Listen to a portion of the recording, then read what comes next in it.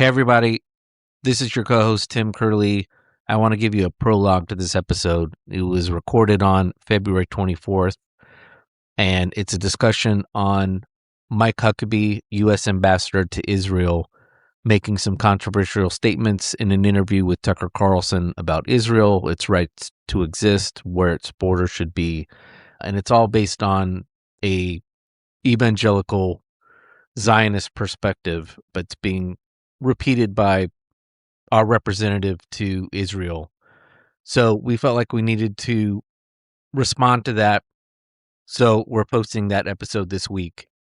Also, in light of what has happened over the weekend, starting on Friday, where war has broken out, we recorded an episode last night reacting to this war in general, and then also some strange American Christian dispensationalism that is guiding our foreign policy and how it's really toxic. So we're also posting that episode this week. So there will be 2 episodes. Hopefully you can get through it. And then the plan is to get back to finishing our Christianese series. Whenever the devil harasses you thus, seek the company of men, or drink more, or joke and talk nonsense, or do some other merry thing.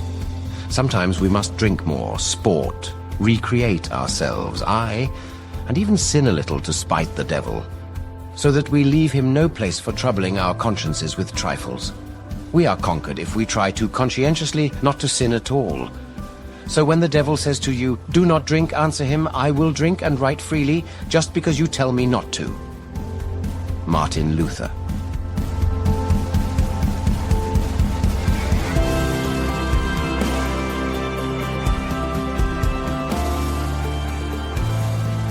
I have a funeral to go to on Thursday. I'll talk about that a little bit more later. But oh yeah, I forgot.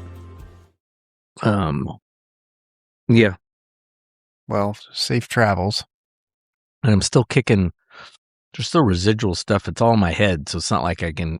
The doctor's not going to give me anything, but I still got a residual stuff left over from that cold from like 2 weeks ago. That's no fun. So how are you doing? I'm doing okay.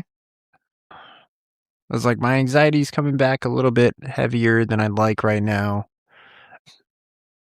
I was like, I believe I've said it on air. I can't remember all the things that we've said on air at this point, but I feel like my whole life is just out there at this point, so might as well just continue. So I'm a hypochondriac.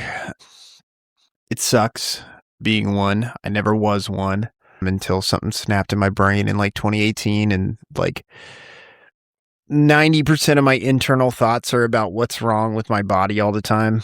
Like, and it just sucks because like I'll make myself have issues that I'm not actually experiencing. So that's been, sucky my entire life, or for the past 8 years. But this all started with I was being checked for Lou Gehrig's disease.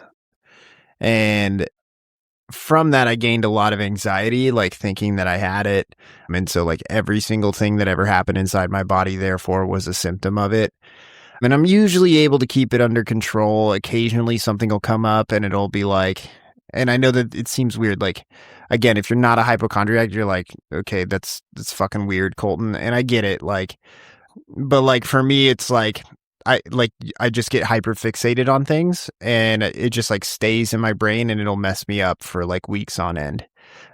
And so recently there's been the actor that has died from ALS. I think he was on ER. And I think it was Saturday. I'm just scrolling through.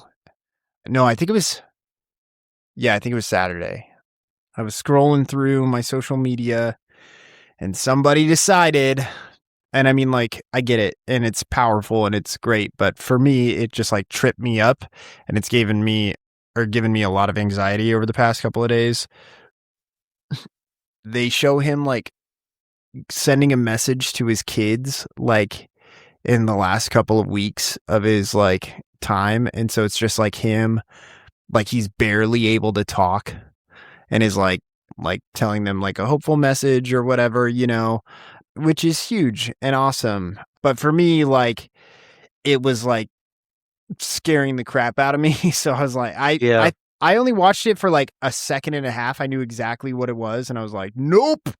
And it's kind of put me into like a little mini spiral. It's not bad. I can keep it under control right now, but it's just like, it's been kind of, I don't know. Sometimes it spikes up or whatever. Anytime that I'll trip over my words over the next 3 weeks, it'll be a problem for me. Like I'll probably have a mini panic attack over it for about a half hour, and then I'll be good. And then I'll trip over my words later and be like, blah, I'll hyperfixate on it for no reason. So did you figure out who it was? It's Eric Dane. He played McSteamy, so he was, I guess, the other. There was McDreamy, and then he was McSteamy. That is an He was ER on or Grey's no, Anatomy. or Grey's Anatomy. That's what it is. And then he was, I never watched that show. I've never watched a second of it. I mean, I don't, that's not to say like people who do, I look down upon, but it's not my thing. Right. And I didn't watch this show, but I'm perfectly aware of it because of so many ads. And I read the book, The Last Ship. He was the main character in the TV show Last Ship, which was on TBS, or I think it was on TNT. Oh, gotcha. So he was only, geez. Oh, he's my age. He's a year younger. Almost to the, 11 months younger.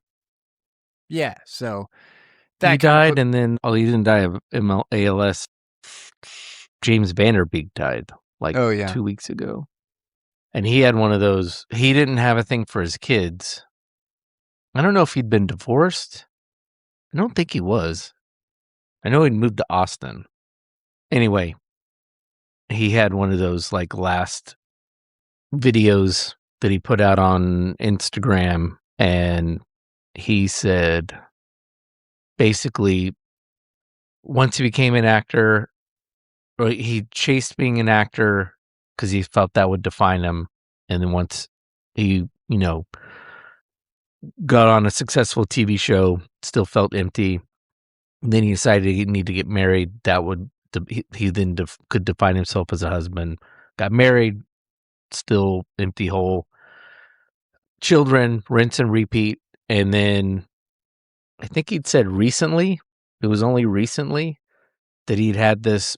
He never says Jesus. And so if you're listening to this, I'm not saying he found Jesus, but he said he was meditating, which if you're listening to this and you've grown up in the church, I know as American Christians have been taught that like meditations, I think we at least discussed this on an episode, I think. Way communion back with the devil is really what it is. Yeah, meditation's supposed to automatically mean like New Age or like Eastern philosophy, and it's not Christian. So yeah, you're talking to the devil when that's not what it is. Well, I mean, it can be for sure.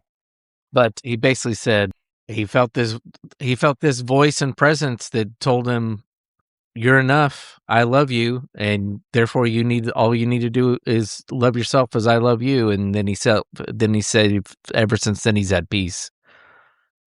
And I think that was as he was going through the cancer battle. So that was pretty powerful. So anyway, not to get off topic, but. No, I don't think that's off topic at all. I think there's been some things over the past. Well, I mean, for you, I don't want to. Oh, I don't know. Demean what you're going through, and. Oh, I don't think you're demeaning it at all. I was like, of anything, it doesn't help to be told that you're crazy, but at the same time, it does. Like, it's just like people are just being like, "No, Colton, you're okay. Like it's gonna be okay. Like you're gonna be fine." And you're like, okay, I'll be okay. Like I'm telling myself that in my brain like 1,000 times over. And so like, it's just constantly my world that I live in between my ears. It's just how it goes. And what's funny is that I'm pretty sure that ultimately at the end of the day, this is what's going to kill me is that I feel like there is so much stress and age that is being put on my body because of this over the last 8 years that it's like I'm shortening my lifespan, like slowly but surely. There's just so only so much our body can take of stress, and so I'm not in the fight or flight mode like how I was when I first had my first panic attack. I was probably in that mode of like in and out of a panic attack for probably 6 months straight, which is awful. I lost lots of weight. I was down to like 125 pounds, and just like I couldn't eat, I couldn't sleep, and just like constantly just losing, like, and just in this mode of just like the world is literally going to fall on my head, and then was finally able to get out of that. And so like I'm not in that anymore, thank goodness. But I am like, I don't know. It's I I I think I've talked about it on the show before, is that it's kind of like somebody has left the faucet on and there's no way to turn it off. You just got to hold your hand there. And like when you lose concentration on it, like you are just like, it's like water everywhere, and you're like trying to like, oh fuck, and like fix it, and like those are kind of what the moments are like, is just like the sheer panic of that, and then like getting it back together and then getting it to where it's clogged up again. That's kind of what it feels like. So yeah, but I'm doing okay as far as that goes. So yeah, but there you guys go. Yeah. Do you actively, besides pharmaceuticals, is there anything else you try to do to mitigate it? As far as like to help with my anxiety and stuff? I cannot stress enough how important it is to drink water. Lots of scientists have talked about how that's important for your brain health. I don't know if a lot of people are as religious about drinking water as I am. I try to drink at minimum 96 ounces of water every day. And that's I was in, and I read about, and that's just pure water. That's not like, oh, I ate fruit or I drank milk this morning or whatever. No, I drink 96 ounces of water in my water bottle. I keep track of it. Like, I even like get annoyed if like occasionally, like I'll be like, hey, one of my students will be like, hey, can you go to the water bottle fill station and fill up my water bottle? And they'll go and they'll come back and I'll be like, oh, you didn't fill it enough. Can you fill it all the way up to like this point? And they're like, seriously? And I'm like, I know it seems crazy and I am crazy, but at the same time, I track my water amount. And so I need you to fill it up to that point. So that way I know that I'm like good for my day. On top of that, I know you may not think this because of our podcast, but on other nights of the week, I hold a strict sleep schedule of technology and that kind of stuff. And when I don't follow that, which it happens like in the summers or over winter breaks, I'll be like, yeah, like, I don't know, I don't really want to read tonight. I'll stay up later with the homies playing video games, or I'll watch a show. Like I'll get stuck watching Shoresy till 1 a.m. or something. And then the next night I'll be like, yeah, I'll do it again. And then those pile up to where eventually and like that's part of it where I say like I'm not in my routines. That's why like summers and winters are rough for me, is because winters are worse than summers. Summers are still okay because I've got water polo. I've still got a routine that I'm following. We have practice at 8 a.m. so I can't stay up super late because I got to be there and that kind of stuff. But like winter breaks, I don't have anything going on. So it's like I just go and I just hang out, and it's not good. So, I mean, those are the main things that I do naturally. I try to eat probiotics. There's a lot of research out there that's proving that a lot of our anxiety is a gut reaction based off of our stomach trying to process all of our food and the things that we ingest in westernized culture. And so through that, and so one of the things that's, I mean, obviously I don't eat a great Mediterranean diet, so I'm not going to, but I do try to consume lots of probiotic foods to help with that. So yogurt, anything that's fermented is all good stuff as well. So those are the main things. People have talked about, meditating and stuff.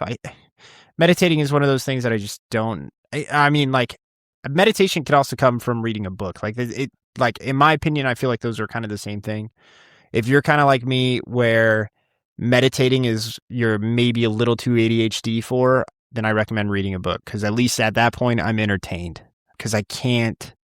I mean, I could practice it and I could get better at it, but sitting still and not doing anything for long periods of time is just like, I mean, you can even ask my wife, like, I can't even do that at dinner. Like, and we're having a conversation, but as soon as I'm done eating, I go and I clean the kitchen. Like, I go and I clean all of our pots and our pans, and I put everything in the dishwasher, and I scrub the counters. And by the time that I'm done with that, Audrey and Reese are finally done eating. They take forever to eat.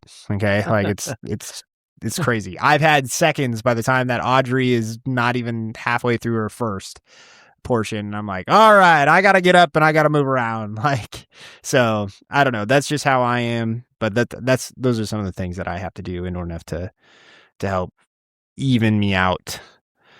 Because and especially like when it came to like sleep and stuff, when I went to, and I talked with my therapist, and he talked about how he's like, tell me about your sleep schedule. And so I like told him, and at that point I was in college. I didn't or I think I was working at the church.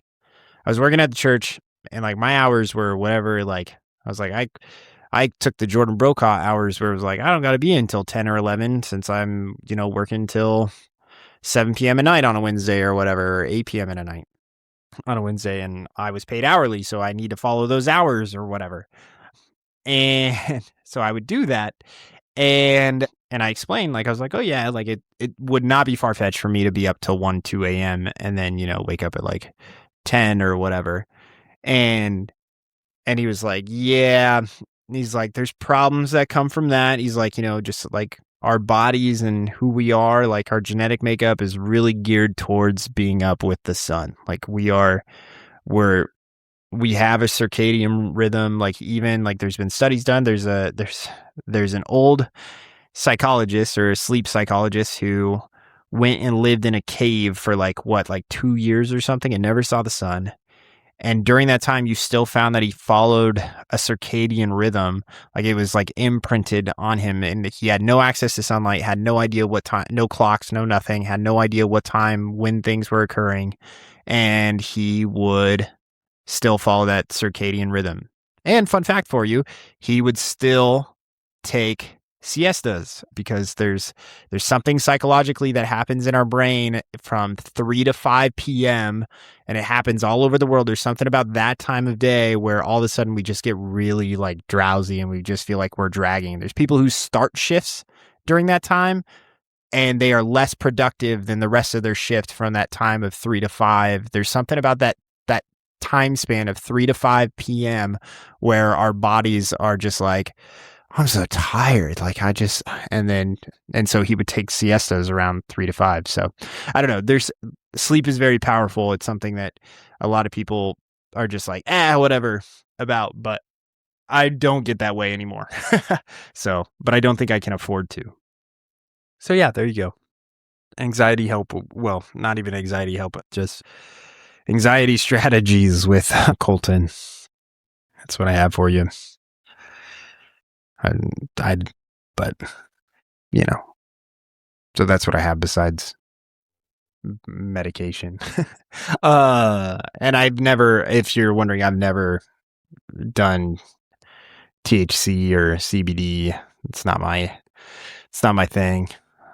And the sad part is that I will admit that I have had a couple of years ago, when I had my situation going on at work, drinking did become a way of calming my nerves, where it's like I'd come home and I'd just be super anxious, and then I'd have a beer or two and it would just like, and I remember it's literally like, like literally like taking full deep breaths and feeling the full relaxation of like my muscles and my upper back and like my shoulders and that kind of stuff. And that's not good. Like, and so that's where drinking became like a nightly routine for me. And it's been very difficult to get out of that once you start it. So I would not recommend doing that. either. And I think that the same kind of thing goes with people that take THC and CBD. I think I've had conversations with people who have had anxiety, who have used it, who swore by it at one point. You know, somebody who's in that realm as well, who's now just kind of being like, yeah, like it's not good to become reliant on that as like a way to deal with what's going on. It's very helpful and it's nice to know that it's there. Uh, but it's not something that you should be reaching for unless like shit is actually hitting the fan. So, yep. Yeah, I think the more we find out about, I mean, those are supposedly natural, even though they're not by the time people buy them. But I think the stuff that helps to help sleep and biochemistry and all that, there's certainly people who are in a situation where it's kind of like the Ozempic stuff, where like if you're so obese, at some point it's better to use it than not. But I just think we're finding out more and more about the psychotropic drugs that they cause a lot more problems than they can cause a lot more problems or cause other problems. And even then, I wouldn't give them to anybody under. I mean, I'm not a doctor. I haven't read the research, but just the little I know, anybody under 30, I mean, certainly under like 23. And I think that's one of the big problems is they started like so many of these drugs, like it's basically just repeated the Oxycontin problem all over again. We're like, oh, well, this works for someone who's 32. So let's throw it at some 17-year-old whose brain's still forming. So you're going to give them a drug that chemically changes their brain and then wonder why they kind of like lose their mind at 25. And yeah, I know I'm connecting a bunch of things that don't necessarily have a actual connection, but it does seem a lot like a lot of that is going on, and I'm not the only one. There are medical professionals who are pointing that kind of stuff out, like, yeah, it's probably not a good idea. Yeah. I also cut caffeine out of my diet completely. So I don't have caffeine. I haven't had it in 5 years now. Oh, it is a stimulant if it gets your mind going. Yeah. I'm actually fairly surprised how little I need it. Yeah. Makes me wonder. I like it always kind of like, you always think about it and you're like, is it a placebo? I'm down to 2 cups of coffee in the morning at most. And there's a lot of mornings where I have 1. And we actually had one of those nice like Cuisinart coffee makers that made like a 12 cup pot, and it was a metal carafe so the coffee would stay hot longer, so I could drink coffee all day. Well, for a while I've tried not to drink coffee after like 11, because even at my age, you keep drinking a lot of caffeine after noon, it can keep you up, and I already have enough issues going to bed early. So, but I started finding myself, I'd go down to like an 8-cup pot, and Danica might drink 1 cup, and there's still coffee left over the next day, and then got down to like 6, and then eventually the machine broke, and I'm like, well, now the machine broke, I'm not gonna buy a full-on coffee maker, because even when we have people over, rarely is an instance where I go like, who wants coffee? And we end up getting a machine that's really cool. It's a single cup maker, but it'll do not just K-cups, because those are expensive. We had one of those for a while. Man, those K-cups are expensive. But you can do K-cups, or it has a basket where you can put the beans already put ground coffee in. Oh, nice. Or you can put beans in, and they will grind it fresh right there and dump it in, which is what our old coffee maker used to do. You used to put it had the beans, and it would just grind up beans for the amount of water you had. So anyway, long-winded way of saying I'm pretty much down as many days I think during the week as not. I'm drinking 1 cup, as I am 2. And there's times when we go on the road to like Vegas or something, or Pliny, and I don't drink coffee. I don't drink it because I need it. It's not like, oh, the first thing I get in the morning is got to get him. I can't function without it. My mom insists that she is, and I'm like, Mom, give me a break. You're 80 years old. You don't need the coffee. But I know some people do. The first thing they need is a cup of coffee and that jolt, but I don't. Doesn't really do anything for me. Yeah, but I think so. Like, if so, that whole concept of I need it kind of thing, I can't function without it kind of thing. Like, and I know that I'm not stressing it to that addiction level because if I was being honest, I don't ever feel like I was addicted to alcohol as like having a beer at night. But there is something where it was like I'd go home from work and I'd be like, oh, I want a beer. Like I need a beer, kind of thing. And I'd be like, oh, and I'd have that and I'd be like, oh, there we go. We're okay, kind of thing. There's some level of addiction. It's not. Yeah, I'm not saying it's like It's not like you need to go to an alcoholic level AA or meeting something. for it or Yeah. anything like that. But that was part of kicking it this year was the idea of I just need to shift my mindset around drinking. Like it needs to my perspective of drinking needs to change. Just like how it was about caffeine where it was like, oh, I want this for like, man, a Coke sounds really good or Dr. Pepper or whatever, which are low amounts of caffeine, but at the same time, or I would sit there and I'd have energy drinks, and it's like I had to change my perspective or the way that I viewed drinking those things as not something I needed as so much as it was just an indulgence kind of thing. Same thing as kind of how I feel about alcohol is just like I've been too indulgent. Yeah. And like it's just I don't need it. There's not like we're just fine. Like there's nothing that you need for that or whatever. And that may seem rich because you're like, aren't you drinking a beer on a Tuesday right now? But I mean, like, this is the third beer that I've had this week. And that's including since last Thursday, like, whereas before we would get here and I've had, I don't know, 16 beers since then, Right. And that's, I mean, if you really do the math on that, that's just 2 beers a night, since the last time with an occasional extra one on a Friday or Saturday. Right. So, yeah, it starts adding up after a while.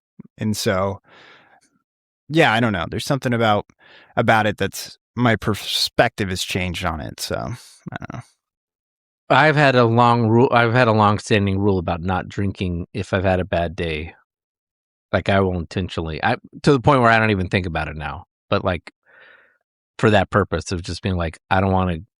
It's not really helping, but I don't want somewhere in my brain starting to fixate that this is the classic, I need a drink. I've had a bad day, dad comes home from work, first thing he needs is a drink. Once you start, like it's and even on celebrating, like I've even done that, like, I might have a drink, but it's not like, well, we got to celebrate. Let's pop open a beer or something like.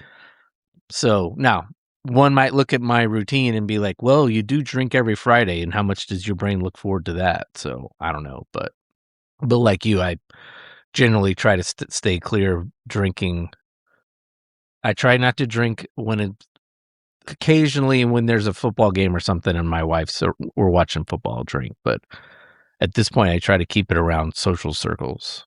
So for one, that kind of keeps you from drinking too much, which I don't generally have a problem with because I do not I like beer.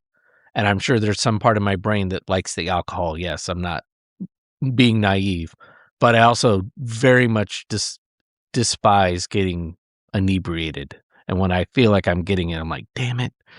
I try to manage very much how I drink. So. Yeah. Yeah. Celebratory beers are hard not to have. That's for sure. Especially when the United States beats Canada. Good segue. The game was on Sunday. If you didn't wake up to watch it, I hope you got to watch it. If not, I'm sure it's still pre-recorded and able to be watched on Peacock if you have it. It was a great game. It was till the end. Shout out to the Canadians and not just the athletes, all the fans out there. They talked a lot of shit and I was getting real tired of it. No respect for the Americans in their game or whatever. And then the game ended. And every single one of them that I follow on social media for Hockey Talk bit the bullet, came out and said, congrats to the United States.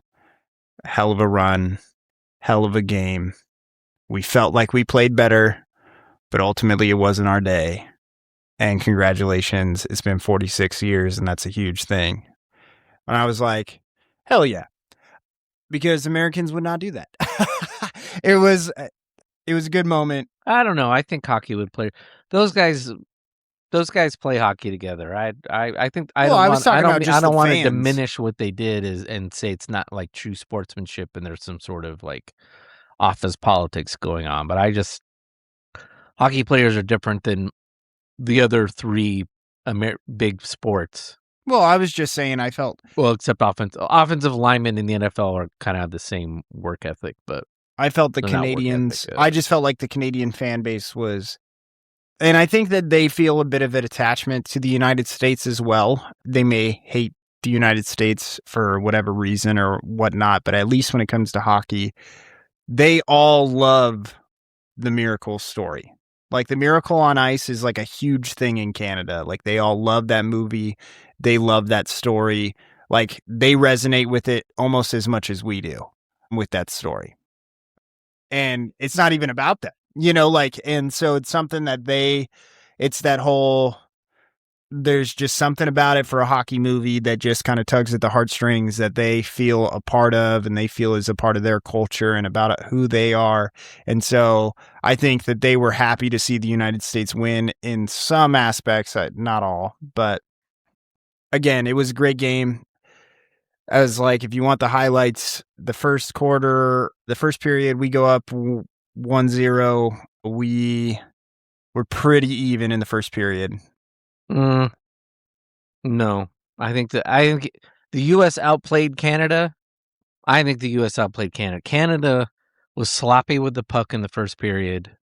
There was a lot of like mishandled pucks, bad passes.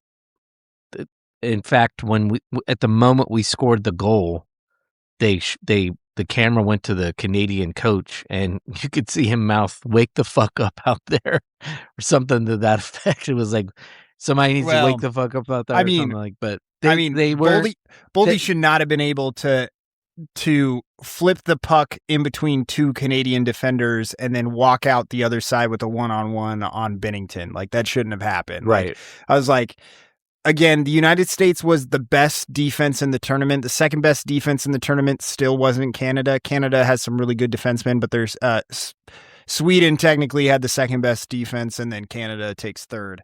Canada had the best offense in the tournament, followed behind by the United States. And so you had number one defense versus number three defense versus number one offense versus number two offense. And that's just hockey know-how. Like that's knowing who those teams were going in, like where do they rank based off of the players that they had. Again, the hard part about the best on best up until that point is you're looking at, remember, if the NHL is hockey, like there are other leagues around. It's kind of like the NBA where it's like, okay, this is where it lives, right? Like you could have, like for soccer, for example, you can have, some players that are in Europe or some players that are in like UK, some that are in Spain, some that are in Italy, some that are in France playing for different leagues. And like, they can all be like the best of the best in there and they can all kind of go around in those areas. Heck, you can even have some of the United States now because Messi's here, Luis Suarez is here, Son is here. But hockey, this is the pinnacle of hockey is the NHL. And so one of the things that they do to sit there and say, okay, who is going to be the best? They take all those NHL players and they say, okay, how many of them are on each team? And so the United States and Canada, their entire team is NHL players. That's not true for any other team at the tournament. So Sweden has a lot more, Finland has a lot more, Russia would have a lot more if they were able to participate. But, Slovakia, it's basically they're starting five and then like a couple others. And then it's a bunch of guys that are playing in other leagues like in Sweden or where else around. And so they're good, but they're just not as deep in their play. And so Canada and the United States are able to take advantage of that as second, third, fourth lines go out there. They're able to kind of dominate those. And so, but now this was like a team where it was like, all right, it's all NHL players versus all NHL players. And not only NHL players, all of those guys are on power plays for their teams, or they're on penalty kills for their teams, or they're captains for their teams in the NHL. So you really were looking at, like, people talked about, that was the best hockey you were ever going to see. That's what made the Four Nations Cup amazing last year, was, again, you were seeing, it was the NHL found lightning in a bottle by basically sitting there and saying, okay, so we can have an all-star game, but it actually means shit. By sitting there and saying, okay, if we break them up this way, we can really get something special. The hard part is Canada still has the best players in the world on their team, but the United States was able to get it done. Apparently, it came down to who had the best goalie on their team, because Hellebuck, holy fuck. So, and who didn't choke? Here's my take on the game. I think the U.S. won first period. Canada won periods 2 and 3. I despised you. Props to you. You said last week that you did not want this to go down to overtime because 3-on-3 was going to be lame. I didn't put any thought into it. As soon as they went to 3-on-3, I was like, this is freaking retarded. I despise every second of this. And I still do. It's fucking dumb. I saw some dumbass on X say that's the perfect way it should have ended. Games like that should come down to skill, and that's the best way. And I'm like, that's just stupid, because sports isn't all about skill. It's also about strategy. Skill in hockey is meant to be done on a 5-on-5 basis, not a 3-on-3 basis. You say that on X. It was fucking, what's his name? Barstool Sports guy. It was just dumb. Well, I'm just saying, he got up there and said it on national television for his thing or whatever. It was incredibly stupid. They should have done at least 1 or 2 periods 5-on-5, like traditional, and then desperation 3-on-3, because we got to get this thing over with. That said, I feel sorry for Canada. I don't feel like they got robbed, because they had a really good run in the 3-on-3 to score 1. Yeah, you had chances. You won the face-off, and everybody knows that when it comes to 3-on-3 hockey, you may never get the puck if you don't win the face-off. Yeah, Crosby won the first face-off. They had like 2 good chances before, so they had a chance to win in overtime. Second, they had 3 or 4. What's his name? Chesinski or something like one of the Canadian dudes himself had 2 wide open net goals that he missed. Well, okay, McKinnon missed his wide open. That's the one where he completely missed the fucking net. Yeah, but there was so that was Celebrini missed his. Celebrini missed 2. Celebrini missed his 1-on-1. McDavid missed his 1-on-1. So they had lots of chances. They could have easily won that game 4-1. And I'm not saying that because I don't think. When I say that, I don't mean that they actually outplayed I'm not denigrating the U.S. effort. Like, the U.S. played really well, but if Canada actually like buried I think they had more. The U.S. also had chances to score and they didn't, but Canada had like bona fide chances to really win. Yeah, I think it comes down. So I don't feel sorry for them for going to 3-on-3. Also, well, and then also. And I was thinking it halfway through when they had the 5-on-3. I was like, if you don't score here, you're gonna have a hard time winning this game. And they didn't score. Now the flip side of that was when the U.S. didn't score on their 4-minute penalty. Also, I was like, well, that evened that out. So, well, they didn't get the full 4 minutes. Well, but I mean, they had a 4-minute power play, and then 2 minutes. It was actually half only lasted to be 2 minutes and 15 seconds. But yeah. I think the thing that I would say is Canada played really good hockey for the second and third period. They their poke check was great. Their back check was great. They dominated in the offensive zone. They kept things in their end. The United States couldn't get out of the fucking neutral zone to get anything going in their offensive end. They couldn't go north with the puck. Literally, they were just like, they would get to the neutral zone and Canada would let it die there. And they'd be like, all right. You could tell on television that Canada was bigger. They just said they had Wilson Wilson from bodies. Canada had an insane fucking game. That guy played out of his skin. He's like a fourth line, but that big body bro from freaking Canada had an insane game. That guy was unsung hero of what was happening. He went body. The United States is 10 times more physical than Canada is.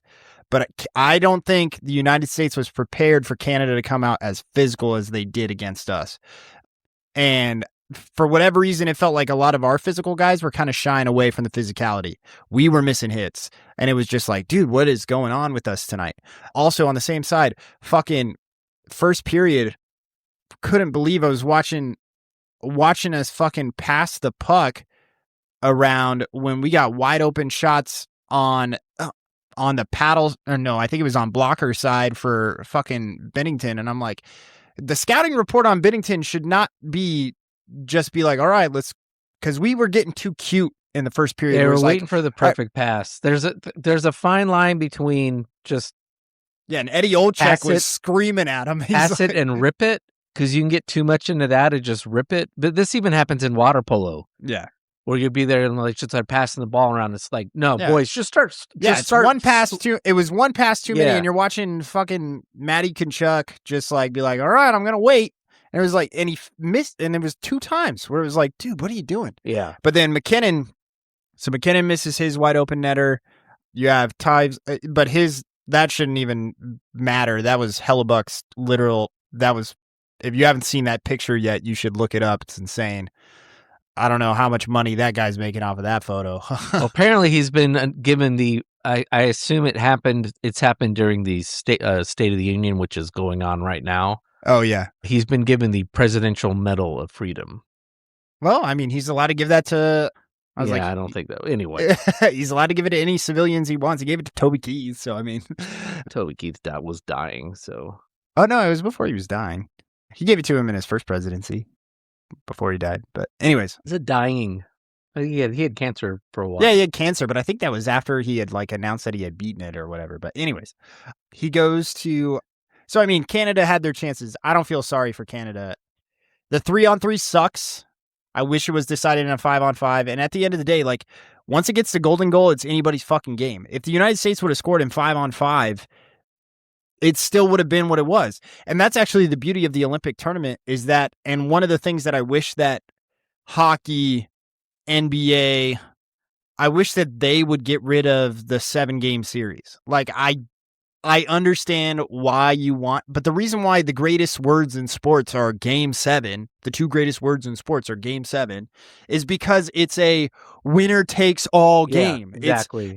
I was like, instead, it's like, oh, well, we'll come back tomorrow. Like, we'll come back. No, but the reason why you are so sucked into that, why everybody's watching game 7 of the World Series this year is because it's winner takes all and you want to see what fucking happens. It's a car crash that's happening right in front of your face. And that's what ends up happening is that somebody's going to take the moment, and it turned out to be a toothless Jack Hughes that got... That was wild. That's actually my favorite photo of the one is where he's got the American flag draped around his back, and he's pointing up, and he's got blood all over his teeth. He's got his one tooth knocked out. That guy's dating like this super hot Canadian pop singer, by the way. So he had good teeth before this all happened, and he now has them all knocked out. He's pointing up. It's fucking awesome. He gets on the mic and he's like, I love America. This is for our country. I'm explaining to Eric Pedersen, because we were watching this together, that the Hughes brothers actually all grew up in Canada. Quinn, Jack, and it starts with an S. I'll get it eventually. They all grew up in Canada and have been raised in the Canadian farm system for how to play hockey. Their mom was an American hockey player. Their dad played hockey overseas. She was on a United States team. She was actually one of the ambassadors for the United States team this year. So huge, great for them. But it's just so funny. I was like, man, they really worked that nationalism into them while they were living in Canada. They're like, no, you are red, white, and blue all the way. So that was really awesome. There's lots of great stories. Johnny Hockey, that was a great story. Love that. I mean, it's a sad story, but it's great that they all came around. So if you're sitting there and you're like, why do they keep showing this jersey? There was a guy who had played with them for a long time who was definitely going to be on the Olympic roster, but he died 2 years ago because a drunk driver hit him while he was riding a bike with his brother. And so they brought his kids out onto the ice and they took pictures with them. So if you've seen that picture, that's also a really awesome picture from it where they're all celebrating with their gold medals and stuff with the kids. So I thought it was a really great moment, really great, awesome. Oh, don't forget Kash Patel, FBI director. Oh yeah, we forgot about him partying with the boys at the end, and that guy was having a blast. Apparently he is a really huge hockey fan. So I mean, I don't know. I listen, for that, okay, he proved that he's human. That was awesome. I was like, he proved he's not a robot. Like, I was like, let him go. Like, I don't know. Like, that's awesome. He was invited back there with them. Like, so I don't know. That one is like, some people are upset about it. And I'm just like, he's a human being. And I'm glad that he likes sports and he gets super stoked about it instead of it just being like, oh. And like, what are you going to say? Like, you know, like the president of the United States can't root for a certain football team because then that shows bias. But if it's for our own fucking country, that's what. Look, I have no opinion on Kash Patel, but you know, I saw quite a lot of backlash from left wingers, and it was like, please, your favorite president of the last 40 years made a name for himself for being Mr. Basketball and would make March Madness pick. So if the leader of the free world had time to participate in March Madness bracketology, then we can give the FBI director a pass. So knock it off. Yeah, this is stupid. So I mean, I could care one way or other. I don't care either way. Hat tip to Eddie Olczyk, because that dude with about 6 minutes left, said, at this point, if you're the United States, let this go to overtime because we have the advantage for 3-on-3. And 100% you turned out to be right. Well, Eddie Olczyk knows his shit. And Eddie Olczyk also is the main broadcaster for the Seattle Kraken. So I listen to that guy. He's fantastic. Every Tuesday, Thursday, and Saturday night. He's a fantastic hockey player. I think he played for the Jets. I think it was the main team he played for. And he knows what he's talking about. He also cried on the broadcast. So that was really cool. I mean, not like, but you could see how much it meant to him to watch them celebrate because he was a part of the 84 team. Oh, geez, poor bastard. Yeah. So, yeah, really cool situation going on there. And he's always got great insight. He knows a lot about all the players. He's watched a lot of hockey and he knows a lot about how everything runs. And so, yeah, I believe that you can say that we have the advantage, but here's also the thing. Remember, this is the one thing that'll sting Canadians the most is who was on the ice when they scored. And the answer, when Werenski, Quinn, and Jack were on the ice, and Jack scores, who was on the ice for Canada? Makar, the best defender in the world. Makar. Yeah. McKinnon, the second best offensive hockey player in the world. It's debatable, but as of right now, has the second most points in the NHL. I do think McKinnon, who plays for the Avalanche, fantastic. And then McDavid, McJesus, the greatest hockey player in the world. Those are the three on the ice for Team Canada when the United States scores. And so you're just like, that's who you want out on the ice. It is who they want out on the ice, but I agree with Olczyk. Oh, yeah. But Jack's wide fucking open. 3-on-3 eliminates two very big Canadian bodies, and so it takes away the size advantage to a big extent. Well, and also I think Eddie also called it that I think he was asked beforehand who scores for the United States in overtime, and I do believe he said Jack Hughes. He did, because Jack is like, he loves 3-on-3. He scored 3-on-3 because NHL does it, but they don't do 20 minutes of it. But it didn't go to 20 minutes; it went like a minute and a half. But NHL does 3-on-3 for 5 minutes at the end of each game if they go to overtime before they go to shootout. And Jack has scored 8 3-on-3 goals this year. He said for the Devils. he said Jack would score and that I would not take Jack off the ice in overtime. I'd make him play just however long he had to play. Yeah, Jack and Quinn, I feel like we're both of those where it's like, yep, we're not going to take him off the ice. Yeah. It's just going to be a third rotator or whatever it's going to be. So if we need more defense, we'll send it, somebody for defense. And if we need more offense, we'll send somebody else. But it's just going to be Jack and Quinn out there doing their things. One last thing on it. That was a huge, there's no indication it would have changed the game. Although it was in a pivotal moment where Canada was really had USA on their heels. The too many men on the ice was just inexcusable. That was inexcusable. It happened right in front of the refs. I think they just got caught sleeping and didn't pay attention. But they also very clearly were not going to call much. I mean, they were letting a lot of post whistle chippiness going on. I think that as they felt as long as it wasn't going to spill over into a fight, they were going to let face jabbing and rabbit punches. Oh yeah, there was a lot of slashing that was going on, and I was like, okay, which I was glad. Again, I like it when they let them play. They obviously drew the line on a couple things where they're like, okay, we're not obviously going to let you knock out somebody's teeth and just get away with that. Yeah, I think both slashing was each team hitting somebody else in the face. Yeah, so it's like, all right. Inadvertently on both of them, but I mean that's there's no intention on the rule, so they were legit calls, but it was both. There was another egregious one where Olczyk was like, I don't know how you don't call that, where again I think it was American just hacked somebody's forearm, but they let it go, and the Canadian team was freaking out like, how's that not a slash or a hook? Oh, they did get a hook though. There was a hooking penalty. Yeah, that was early on, I thought. Anyway, it was a great game. Also, wait, last one. It's crazy that we went 100% on the kill the entire fucking tournament. That's insane. That proves how good the United States defense was. For us, every single time that there was a power play, and I think we faced 17 or 18 different power plays, including a 5-on-3 against the number one offense in the tournament, and we didn't let them score. Fucking wild. Insane. So don't get me wrong, I was sweating bullets when it was that 5-on-3. I was like, oh, this is awful. So it was great. Congrats to the United States hockey team. Here's hoping the next 4 years is pure bliss.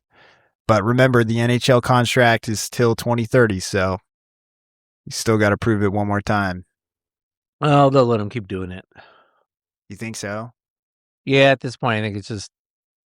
I think it means more viewership for them. I was like, I don't know. Like, also, by the way, oh, wait, I said it one more thing, but again, remember that if any Canadian is over there griping about the 3-on-3, or anybody is ever talking shit about it, just remind them that Sidney Crosby's golden goal back in 2012 in Vancouver, or 2010 in Vancouver, was on a 4-on-4 setup for the tournament in overtime. So, Mr. Sid, Mr. Golden Goal himself, I was like, you can sit there and say that, but 4-on-4s just like, that's okay.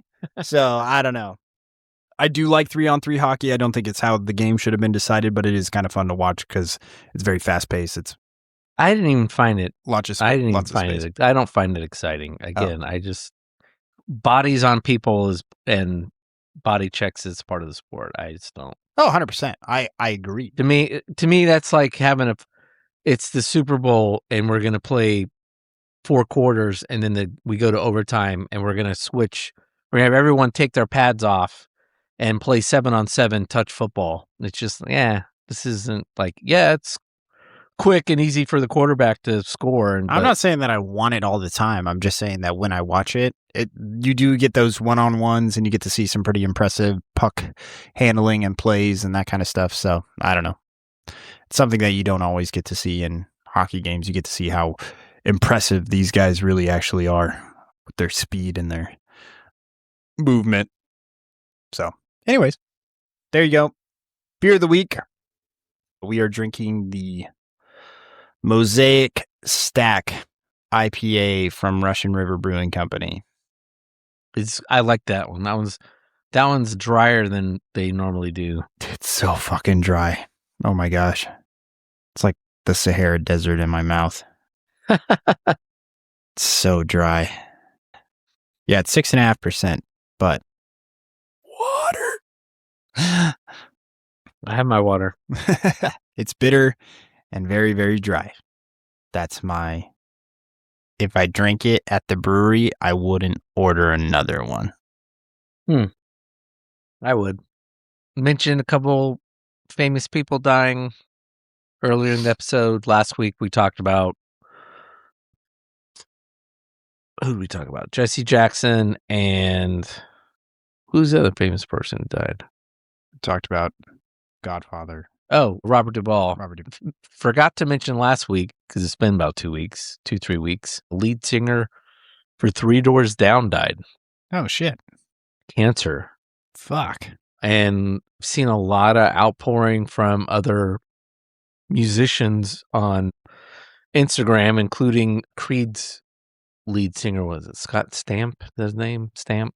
Something Stamp? Scott something? Anyway, apparently he was a really good Christian. I mean, not that it mattered. Like, you know, we can remember people who weren't Christians, but apparently he was a Christian and a really good dude. So really enjoyed Three Doors Down. I feel like that's communicated through their music pretty well. But yeah, I like Three Doors Down growing up. They kind of fall in that Creed kind of Switchfoot kind of realm. Train, the band Train. Train's a little poppy. They're a little bit more rock. Yeah, they're a little hard. Yeah, but the lyrics are kind of like, I guess, sort of crossover. I was I think of like Beautiful Let Down, Switchfoot. I think of Creed. I think of, because Switchfoot's changed, but the Beautiful Let Down would be like the one that you would probably. I haven't heard them in a while. What are they like now? Who, Train? No, Switchfoot. Switchfoot kind of went a little poppier, same as Reliant K. They both kind of went a little bit poppier. You know, before it was a lot of guitar, lots of rock. Yeah. But then, yeah, they got more poppy. Reliant K got more poppy, which is kind of weird because you're just like, you guys were considered like punk, at one point. So like the album from Reliant K is pretty punk or pop punk. Yeah, so I'd put him in that wheelhouse. So yeah, that's a bummer. Big fan of them growing up. I say big fan. I probably know 4 of their songs total, but I really enjoyed those 4 songs, and so I don't know. Sad. And then I mentioned at the beginning that I got a funeral to go to on Thursday. So my business partner's dad died. He actually died the day before the Super Bowl. But my business partner wanted to kind of keep it on the down low. So I haven't told really that many people. Well, 3 or 4 people. Just mainly to keep it in my head of just not telling anybody. But he finally released it, I think, on Facebook over the weekend or something. And I don't know, it's a bummer. He's really, first of all, we wouldn't have our company without him. He was our main investor when we started. And then he helped us out in a few other ways along the way. So always owe him. I mean, we paid him back, but always owe him for that, believing in not only his son, but for me as well. He was a veterinary, and he had a practice in West Hollywood, and it was actually the vet hospital of the stars. He had a lot of famous people, like 2 or 3 of the Beastie Boys, and a lot of other famous actors and actresses. I won't mention who they are, but I've heard quite a lot of stories. And supposedly that a lot of these people might be showing up at the service, which is kind of why I'm bringing this up. You know, it's been a bummer that Jamie's having to go through this and the loss of Lee, but also I know this term, everyone says this, and I get it. You know, when someone dies, you always want to remember the best of them, and so was a good dude, or she was a good person, and all that kind of. But I mean, this guy truly was. He was one of those guys. I mean, if you just go on his Facebook right now, there's all these stories of this Facebook that Jamie posted. Just story after story about how Dr. Calcine gave me my first job at his hospital, and now and taught me everything, and now here I am, like 30 years later, and I'm a vet, and just story after story of him being a real. I'm sure he had a temper, there's everyone's got things, but I mean, this man was always just a truly nice guy. Raised three good young men, married to the same woman his entire life. And, it's one of those things where it just got me curious about, and we try not to make this life about the afterlife, but when someone dies, you start thinking about it. And being a good person, I don't know. It's just, I understand as Christians, we can't say just being a good person's enough, but this, by all accounts, this was a guy who very much left the world much better place. Whatever he did, whatever his negatives were, his positives very much left a much more positive world in his wake. And I don't know, it's a constant theme on here, flirting with universalism, but I don't even know if it's that. I just wonder if it's just like this gut feeling of, the Bible says what it says. Jesus says we have what Jesus says in the New Testament about believing in me.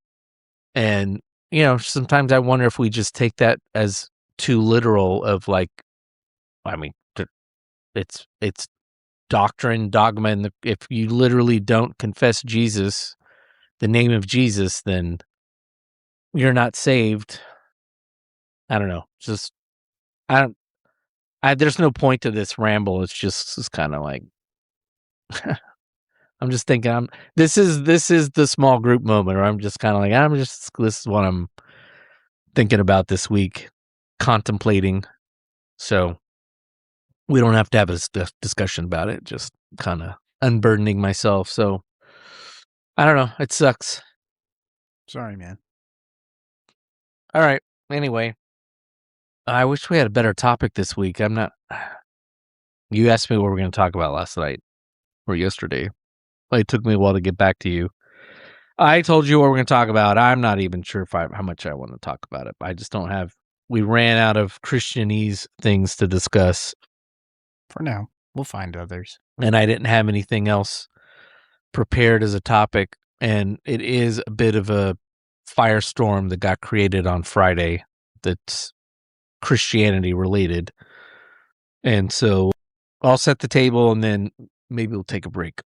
Yeah. So sometime last week, Tucker Carlson flew to Israel at the invitation of the U.S. ambassador to Israel, Mike Huckabee, who, if you don't know who that is, ran for president 2, maybe 3 times, was governor of Arkansas, and before his political life, well, I think even as governor of Arkansas, he somehow still managed to be pastor of a very large church in Little Rock or Fayetteville or something. So probably what would be considered a mega church, which is how he got the political clout. Anyway, by all accounts, he's a good dude. I mean, he's kind of a mainline evangelical pastor.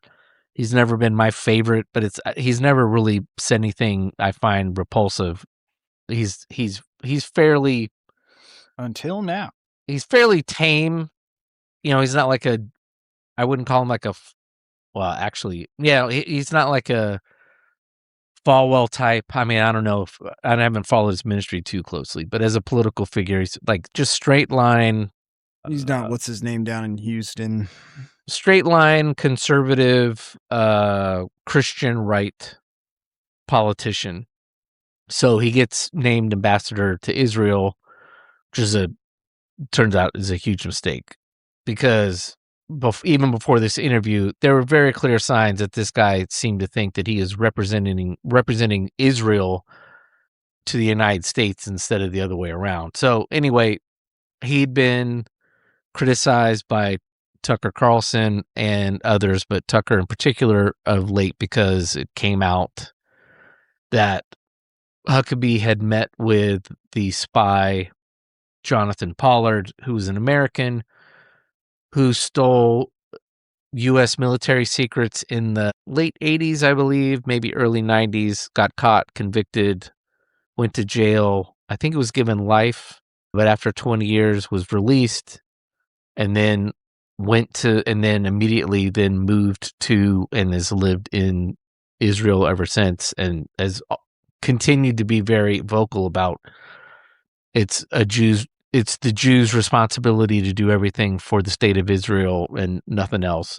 By the way, the secrets that he stole from the United States and gave to Israel were then promptly either sold or traded for with Russia. I think at the time it was still the Soviet Union, basically in exchange for letting a bunch of Soviet Jews leave the Soviet Union and immigrate to Israel. But they were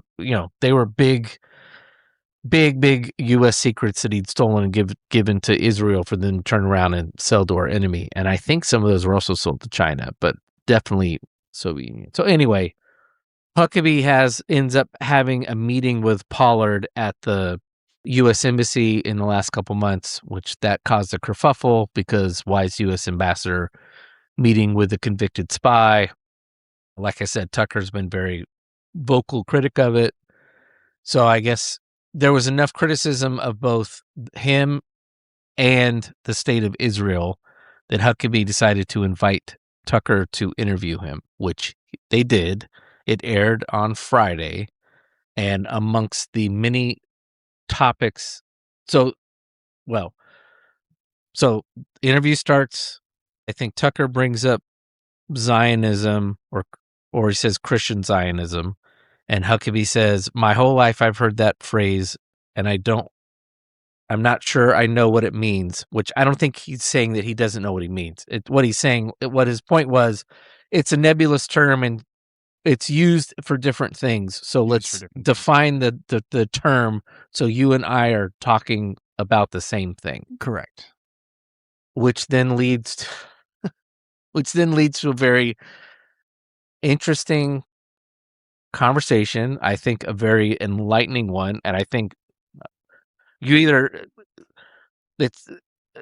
there's two camps that come out of this interview. You're either like Tucker's a traitor to Trump and the U.S. and the state of Israel because he raised a bunch of difficult questions, or you're on the other side like me and like, boy, this just didn't go very well, and really shines a light on how intellectually and theologically shallow a lot of this stuff is. And there was a lot of dumb things Tucker asked and said, for sure. I don't want to make it sound like he just crushed it, but when it came to Israel in particular and Zionism, Huckabee was, from the beginning, he led with Israel has a right to exist because it's been promised to them by God. And Tucker, to his credit, said, no, I don't want to go there first. That's a religious thing. Let's deal with the non-religious arguments. Let's deal with the secular arguments. Let's deal with those first. And so they went through this exercise of, why does Israel have a right to exist? Well, they have a right to exist because they're Israel. All right. Well, do other countries have a right to exist? I don't know I'm paraphrasing, but this is basically how the conversation went. I don't know. Why are you asking that? Well, I'm just trying to get a frame of mind. Like, is this a universal principle or just apply to Israel? Well, I don't understand why you'd be asking that. Again, I'm trying to get some idea of what the universal principle is. So do you think like Great Britain has a right to exist, or Ireland? Well, I guess, but why would you bring them up? Well, I would bring them up because we know archaeologically that the Britons and the Irish, if you want to date them back to like the Picts or whatever, all were on the island of the UK before the Old Testament book of people of Israel. Well, I don't know if that's true or not. Well, we do know it's true because Stonehenge and how old Stonehenge is. So do they have a right to exist? Well, I don't know if they have a right. Okay, so Israel has a right to exist, but they don't have a right. Okay, well, they have a right to. It's not that they have a right to exist. They have a right to defend themselves and fight off people to. Okay, so they don't have a right to exist, but if they're mightier than other people, then they have a right to exist. Well, I guess so, but Israel has a right to exist. All right, so they finally get that out of the way. Then they move on to the more religious arguments. No, then they move on to promise to the Jewish people late 19th century, 20th century, which then leads to a very illuminating discussion of like, well, who's Jewish? Well, they're religious and they're ethnic. Well, how do we know that they're ethnic? Well, because they moved from Poland to there. Okay, but yes, they moved from Poland. How do we know? Do they have an ethnic tie to like? Do they have ancestors that go back to Palestine, the Middle East? Well, I don't know. What does that matter? Well, you're basing it on that they have this ethnic tie. Do they really have an ethnic tie? And Tucker knew why I was asking that because there's actually been some studies that show if you're an Ashkenazi Jew, which is Eastern European, I think that's what that is. If you are that, your genetic profile has a very small connection to the Middle East. So basically the bloodline's been. Yeah, but okay. Like, again, I don't really care for that argument either.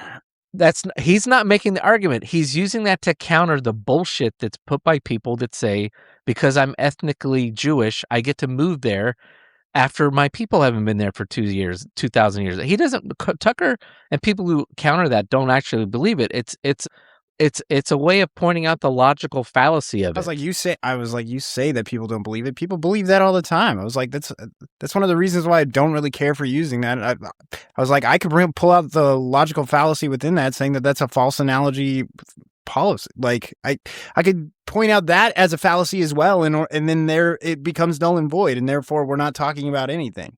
So I'm just saying, like, logically, that one's like, people in the United States fucking. We just got done with the Winter Olympics. How many Americans are competing for other fucking countries that are out there? They were born here, they were raised here, their mom and dad the Chinese were here. Girl. The Chinese. I was like, the Chinese girl. Fucking, how many New Zealand representatives are from the fucking United States? Like, like. Again, it's people ask me all the time, where are you from? Obviously, I don't look like I'm from around here, but if we were to actually do some carbon dating on when the last time my fucking ancestors stepped foot on a foreign soil and lived there, we got to go back before the Revolutionary War. That's not common for people in our area, but I'm still saying that it's like there's this idea that we have this still tied to our motherland. Everybody still claims. Everybody says what they are. At what point do we become fucking American? I don't fucking know, because everybody's still like, I was like, if somebody asks you, what are you? You know exactly what they're asking you. And so you got to be like, I'm actually like, well, my mom's like, look, I Dutch. appreciate that. But when you're openly importing people from New York on a regular basis, which is what's going on now, and they're moving in and displacing Palestinian people who've lived there for generations, if not centuries, I think it's a fair question to ask, like, who the hell gave you the right to just walk in here and start taking land away? Native Americans? Like, I'm like, what are you talking about? Like, it's the same thing in the United States. Like, one thing does one sure, but one. So you're saying it's a false analogy? Fallacy. No, I'm not saying it's a false analogy. I'm saying, like, one doesn't equate to the other? Two wrongs don't make a right is, I think, what I'd say. Oh, well, sure. But it's the way that the world is. Like, that's how it works. I was like, they feel a tie to this place, therefore they want to move to it. That's fine, but you're basing. No, I know, I get it. I'm pointing out I was like, you're saying that he's pointing out the flaws in this. No, I still say he is. You're making a might makes right argument. I'm perfectly fine with that. If you want to argue I have a right to exist because I took it, that's fine. Well, I'm not. I don't even necessarily agree with this. I know you're not. I'm just saying this is where it gets. This is why the whole thing gets very frustrating, because it's not the quote unquote anti-Israel crowd that is always constantly changing the arguments. It's the pro-Israel crowd. It's, well, I deserve to be here because God gave it to me 2,000 years ago. All right, then you point out, we'll get to, I mean, that's really the crux of why we're discussing this. It's not really a political discussion. We'll get to that in a minute. You deal with that one. Well, it's because the Balfour announcement or whatever it's called, and then the UN voted. Okay, so the very international law that Israel basically says it doesn't apply to them in any way. You're now citing me as the reason why you have a right to exist. Okay, fine. I mean, look, yes, the world lives in some level of hypocrisy, but there's also an Overton window where you're just like, now you're just shitting in my face by bringing up these things that you absolutely don't believe in and wouldn't believe in. Like if the UN tomorrow all came out, including the United States, and said you have to leave the West Bank and Gaza, you have no authority over it. Would Israel do it? No. So fuck you with your we deserve the land because the UN voted for us to have it. It's fucking bullshit. Okay, so I agree with you that it's bullshit, but also, like, again, you did say it just now where you say that that's how the world fucking works. Like, we can't sit. So, like, this is the whole issue that we're having with Russia, where Russia doesn't necessarily count Ukraine as sitting there. They say that we used to own it. They said that they don't belong to us anymore, but yet we say we still own them. Same thing with the South seceding from the Union. They said that we don't any longer associate with you. And so they were like, the fuck you don't. And so we're going to go to war with you and make this happen to where you are now a part of us. And I know, but and what I'm getting at with that is that now that there are sovereign states that now recognize themselves as sovereign, and it's a mess. We are sitting there. I was like, you talked about it the other day where you're like, I'm getting fucking tired of all these ex-Russian countries changing their fucking name every couple of years, where it's like they have the freedom to just be like, oh, this is who we are. This is what we're doing. And so in the context of our world today, technically we have to recognize Israel as a state just because they are declared a state within the rules of what we're apparently following. I know. Again, this isn't a discussion of whether or not they have a right. But you said that that's where they started. And so it's like, that feels like that's a kind of a dumb question to me. I'm not like Tucker. I'm sorry. That seems a bit dumb. I understand where he's trying to take Huckabee with that, but for that, it's like and now again, the United States has done some interesting things over the past couple of months that make it seem like we don't really care about sovereignty and that kind of stuff. But I mean, no, we don't. But I don't have time for the U.S. Look, it's the sanctimoniousness of it. It's that we're special because we're Jewish. And then when you lean into how their specialness, and they're like, well, now you're an anti-Semite. If you actually believe, there is a segment of Israeli society, and Christians are a big facilitator of this, that wants to act like it's better than everyone. And that's just, look, if you want to just say, like, we have a right to exist because we came in and took it, that's fine. But they don't want to say that because then because Israel doesn't want that narrative out there. Israel wants the narrative that somehow they were gifted that land by the holy UN and they came in and bought all this land away from Palestinians who one day sold it to them and then the next day got angry about it and went to war with them, it's just all bullshit. Yeah, and I do hate. And so it's just pointing out all of that. That's all a bullshit narrative. Yeah, but it's a bullshit narrative for every fucking nation out there. Every nation is conquered and taken over, and people say that this is now this or this is now that, and therefore that's apparently how the world works. I'm just saying. But no American is arguing that America has a right to exist because we came over here and fled the British king and Protestants fled the Catholic Church. No, people don't argue we have a right to a country because it's not a religious purpose. That's not what I know, but that is the Israel. Even most of Israel is secular, and even they parrot that bullshit. But that's not why they were originally created. That's correct, but that's to get to the heart of They want to have their cake and eat it too. And this is just pointing out having your cake and eating it too. Oh, yeah. No, they play the fucking victim. Like, if that's what we're getting at here, they can sit there and say that we're playing that they play the victim card. And then, but the idea is, but what I was getting at is this kind of concept that they have. Again, I don't like the whole idea of like we have to prove that they need to exist. And I was like, they exist in the context of how we've perceived the world. Therefore, we have to figure out how to move forward from here. Because we're not going to sit there and be like what some people say that we should do with the United States, where we kick out everybody that isn't Native American. And we just sit there and we just give it back, and we all go find out where we all came from before that. And that seems fucking ridiculous. Okay, do I believe that the UN fucked up the world when they did that, when they just decided that for our own personal westernized interests, we're going to put a presence here that is going to be that's going to be associated with the West, and that was a strategic purpose of that meeting and what they were trying to accomplish there?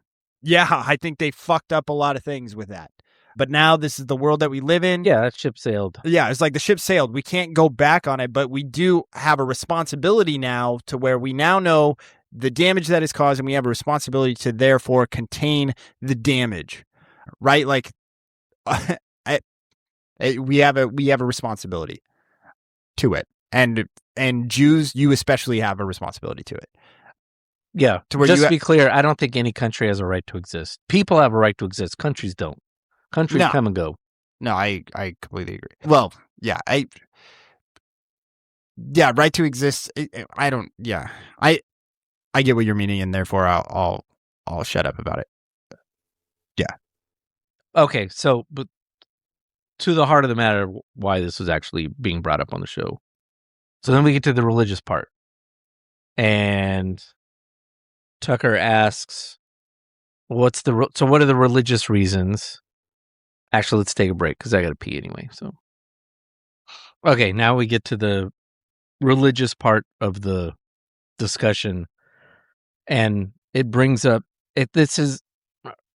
I'm bringing this up because I think it just leads to a larger discussion, which we've had before, but I think it's worth repeating on the show. And then, so Huckabee is very eager to say that Huckabee's main reason for Israel existing is it's been promised to them by God. And I think on 3 or 4 occasions, Tucker asks him, well, what specifically, like, what land does that mean? And Huckabee, he got himself into a lot of trouble in this interview, but he did so. Tucker was a very good interrogator, and Huckabee was smart enough to do everything he could to try to avoid questions, but at some point, Tucker required him to answer inconvenient questions, and this was one of them. And so Huckabee wanted to try to go back to the Zionist question, and Tucker said, no, I've asked you several times, and I haven't gotten an answer to you. What constitutes the modern state of Israel?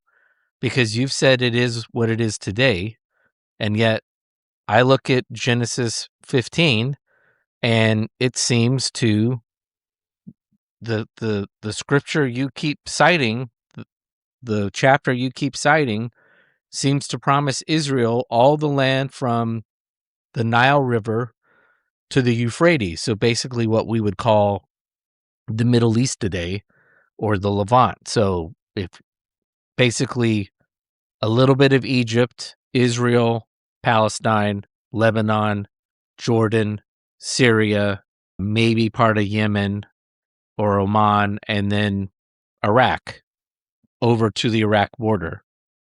And he finally got Huckabee to say, if that's what Israel wants, then yes, they should have it. Now, he did backtrack a few minutes later And he's getting crap for that. I don't think he should be given crap for that, because I think he was answering that question honestly. But I think somewhere in his head, Could you try again? shut up, Siri. I think somewhere in his head, his brain told him, "You are the ambassador of the United States, and you can't answer that question that way. That is not the official stance of the United States when he's government." back on Fox News, he could say that. He can't Right. say When it you're on now. Fox or speaking from the pulpit, Yeah. you can say that, but you need to reiterate what the official policy of the United States is, which is the 1967 borders. That is the official legal policy of the United States. So he backtracked, and I give him that to his credit. He finally got back into ambassador mode. But still, the damage had been done. Basically, all the Arab countries denounced him. But and let me just read the verse that Tucker's talking about, just so for your viewing pleasure. I'm not going to read the whole chapter, but basically, it's when God's promising Abram and his descendants, which Tucker didn't really. He pulled at that thread a little bit, and I think there was so much going on. I think he wanted to pull the thread of who the ancestors are, which I think is why he got into the whole genetic thing, because he was like, it's not just you're reading this as just Jacob and Isaac got this, but there's But remember, Father Abraham had many sons. and many sons had Father Abraham, and I am one of them, and so are you. So let's all praise the Lord. Okay, so verse 17, no. Verse 18, on that day, the Lord made a covenant with Abraham and said, to your descendants, I give this land from the Wadi of Egypt to the great river, the Euphrates, the land of the Kenites, Kenizzites, Cadmonites, Hittites, Perizzites. That sounds like parasites. They probably acted like parasites too. Rephanites, Amorites, Canaanites, Girgashites, and Jebusites. Made up words. Again, so that's what we would today call most of the Middle East, not including the Gulf states, or what is widely referred to in religious circles and some historical circles as the Levant. I'm just saying, technically, Huckabee, you're not wrong in your assessment that he promised it to Abraham and his sons. Well, but because remember, he had another son that made up in our world, in the Judeo-Christian world, makes up the Muslim, yes, community, the Arab. What is his son? Ishmael. Ishmael. There we go. That's right. You may call me Ishmael. I was like, he was eluding me. I don't know. You might not agree. I thought that was an astute. It calls into question the whole stupidity of the Zionist movement. Christians or Jews? I'm going to only speak for Christians because I don't know what Jews argue, and Jews don't argue that they take the Bible literally. I've never met a Jew in my entire life who takes the Bible literally. They have much more of a view. I mean, maybe Orthodox do, but again, like they're rabbinic Jews, they're not whatever the previous version of Judaism is. And if you don't know what I'm talking about, Judaism changes around, what is it, the 4th century? Around the 4th century, it has a switch and is called Rabbinic Judaism. Yeah, and in that switch, they become non-Zionist. So there's no longer this attachment to the homeland, where it's like there's no more focus on of holding this particular area of land. They shift, and then it doesn't come back around again, by the way, until post-World War II. Well, it starts around 1860 because some Irish Christian cult starts. Yeah, it's that's what's so funny is like it starts because of Christianity being like, Jews need to be here, and we have to rebuild the temple. It's either an Irish or a Scottish cult, and I don't mean cult like they're like crazy people, like cult in that they are a very, let's use sect. There's a sect of dispensationalism that then starts preaching, no, we're actually going to facilitate this thing and actually let's do this. Let's not wait around for God. Let's do this. Let's get a bunch of Jews on board and do this, and let's get them to move back to their homeland, to the Levant. And then very prominent Jew picks it up in around 1870, and it continues to pick up steam through the 1890s, and then it kind of holds fast, and then it really takes off. Where it really takes off is in after World War One, when you have the Turkish Empire and all these countries like fall apart, and you have communism taking on. There's just revolutionary fervor all over Europe, but particular Eastern Europe, where you got fascists and commies and socialists all taking up arms and killing each other. Yeah, and so Jews view it as sanctuary. They're like, and I remember Elie Wiesel talks about it in Night. He says he begs his father at one point before all the shit goes down to flee to Palestine. He says, "Father, let's flee to Palestine." And his dad says, "I'm too old, my son, to start over as a new man in a foreign world." Yeah. And he was right about that. Yeah. But he died, in a concentration camp, which is awful.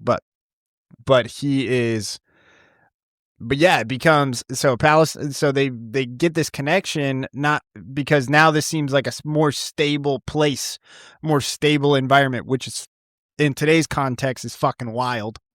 You're like, nobody in their right mind thinks that the Middle East is a stable environment, So it's just like, oh my gosh. So yeah, there's this. Yeah, so they have this attachment that didn't exist for thousands of years to this place. All of a sudden comes up out of nowhere. And in the last 150 years, 200 years, things have really kind of been going in that direction. And and I appreciate that you're talking about from the Christian perspective, because again, when it comes to the Jews, it's like, all right, well, I think we'll get to the Jews in a minute, because, we do have something to say about Netanyahu and his book of Joshua being his foreign policy. Oh, Tucker did bring that up a couple times. Yeah. And Huckabee did not want to bite on that. He did a half-assed job deflecting that. He should have just said, I don't speak for the president or the book of Judges. I don't speak for the Prime Minister of Israel. I speak on behalf of the United States. But he instead tried to defend him, and it was like it was ham-fisted. But no, the reason why I bring it just, I'm sure someone's made this argument before. I myself have not made this connection of just like, okay, we're going to make this whole U.S. connection to Israel and how we have to defend them at all costs because of this view of Christianity. And of course, not all Americans do, but the evangelicals who do. And Tucker does a very good job of like, but you don't even really actually follow through with what you claim to believe. Like, if you really believe this, then you should be just like openly going on and saying like, no, it's the whole damn thing. Should be campaigning it, man. Yeah. But it's not. It's just, Israel has a right to exist and this little blah, blah, blah. I'm like, no, if you're going to make this some theological thing, like this is the fulfillment of a promise from 3,000 years ago or whatever, then do it. But this whole thing of, and then for Tucker to be treated like by Christians since then, of like some traitor, hypocrite or something, like, no, he just exposed the fallacy in the thinking of like, you argue that we have to take this thing literally, so then take it literally. And this is the whole problem with taking the Bible literally issue. Well, I don't have a problem with you taking those verses literally, if I'm being honest with you. If you're taking that part of Genesis literally, okay. I was like, most people take the book of Genesis literally anyways. I'm not going to win that fight. We've had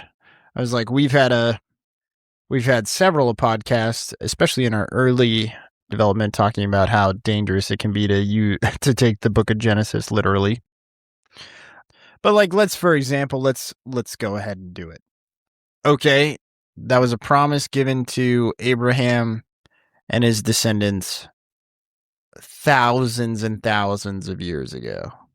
And we're just like, all right, that's how it's going to be for the rest of time. But also remember that God removes his blessing from them. Do we like forget that? Do we not forget that technically within the Old Testament, the diaspora is a part of God's plan as well, where he sends them into exile and sends them to Babylon as according to the scriptures? And if you were to ask Jews about the diaspora that happens after, and if they were faithful, devout Jews, they would tell you that there is something that was wrong, that they were being punished as part of that as well. There's that idea that God has sent them away from their homeland. Yeah, they broke their covenant with him, and so, all right, then I'll deliver you to those that you want to break Yeah, the so if you covenant with. want to read it literally, sure, there you go. Let's read it literally, and let's understand what is happening here. Let's look at what the prophets say about this kind of stuff. And the thing is, and what I don't like, is that you now have Christians that have entered the picture and have sat there and said, okay, we've done all of the things that God has asked us to do. And so let's get this ball rolling. Again, this is that whole idea again of this whole fucking... You've just missed the picture. You missed the picture. And we've been doing it for so long. We're just literally so hyper-focused on give me that end result. Give me that. I want that eternal treasures in heaven. I want this for me. But we'll say we'll do it for something else. Like, we're going to do it for the Jews. We're going to do it for everybody in the world. We're going to bring about God's kingdom again here. And what that means is that we're going to go and we're going to fight. We're going to kill. We're going to murder. We're going to incite violence. And if you're not with us, well, then you're obviously with the enemy. You're obviously associating or aligning yourself with Satan. You're anti-Semitic. You're a Nazi. And we've already talked about on this show before about using that kind of language and what it actually means and what you're actually calling somebody. And so we're just allowing for that to happen because we have this idea in our heads where we are like, yeah, that is God's country on earth. But I think that if you read, especially as Christians, when we have both books, both testaments, and you read Jesus, and if you think Zionists right now are bad, you should really do some research on the Zionists around the Roman Empire. And Israel wasn't even fucking Israel when Jesus was there. Yeah. Like, if you're sitting there and thinking that Israel was its own sovereign state in this idea of this is a state that should exist or whatever, it technically fucking wasn't. There were Jews living there just like there are now, but it wasn't theirs. It was Rome's. That's the whole point of him being asked about whether or not they should pay fucking taxes to Caesar. And he says, give to Caesar what is Caesar's and give to God what is God's. I don't fucking care about who's in charge, is what he said. Well, he's also asked by Pilate. Paraphrased. He's also asked by Pontius Pilate, are you here to overthrow me? And Jesus says, I'm paraphrasing, yes, but not in the way you think that, not in the way you're asking that. Because again, you missed the whole fucking picture. Because that's what everybody thought is you're here to overthrow the government. Everybody wanted him to reestablish Israel as a state. And you are wanting that same exact thing. Every single person that is a Zionist that is out there sitting there and saying that we need to create this country for God or whatever, you are wanting the exact same thing as all of those people wanted from Jesus. And you're the type that's going to go and build this new temple, and you're going to be like, this is how we do it. How are you any different than the Pharisees, the Sadducees? How are you any different than all of those Zionists that existed back then, except they were called zealots, and they would murder Romans, and they would hide out in these caves. They became terrorists, all to keep the Roman Empire from owning Israel, because again, it was a sin, because this was God's country. And so again, for us to sit there and so it's just so funny for Christians to sit there and say, oh yeah, this is God's you're fucking crusaders is what you are.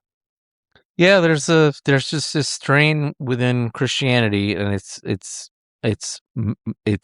man's sinfulness of wanting to. And for fucking what? For what?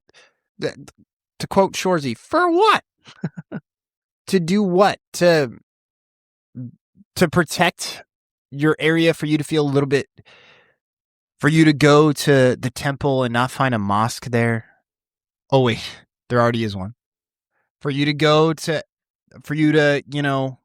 go walk where Jesus walked, and I don't even fucking know. Like I don't understand.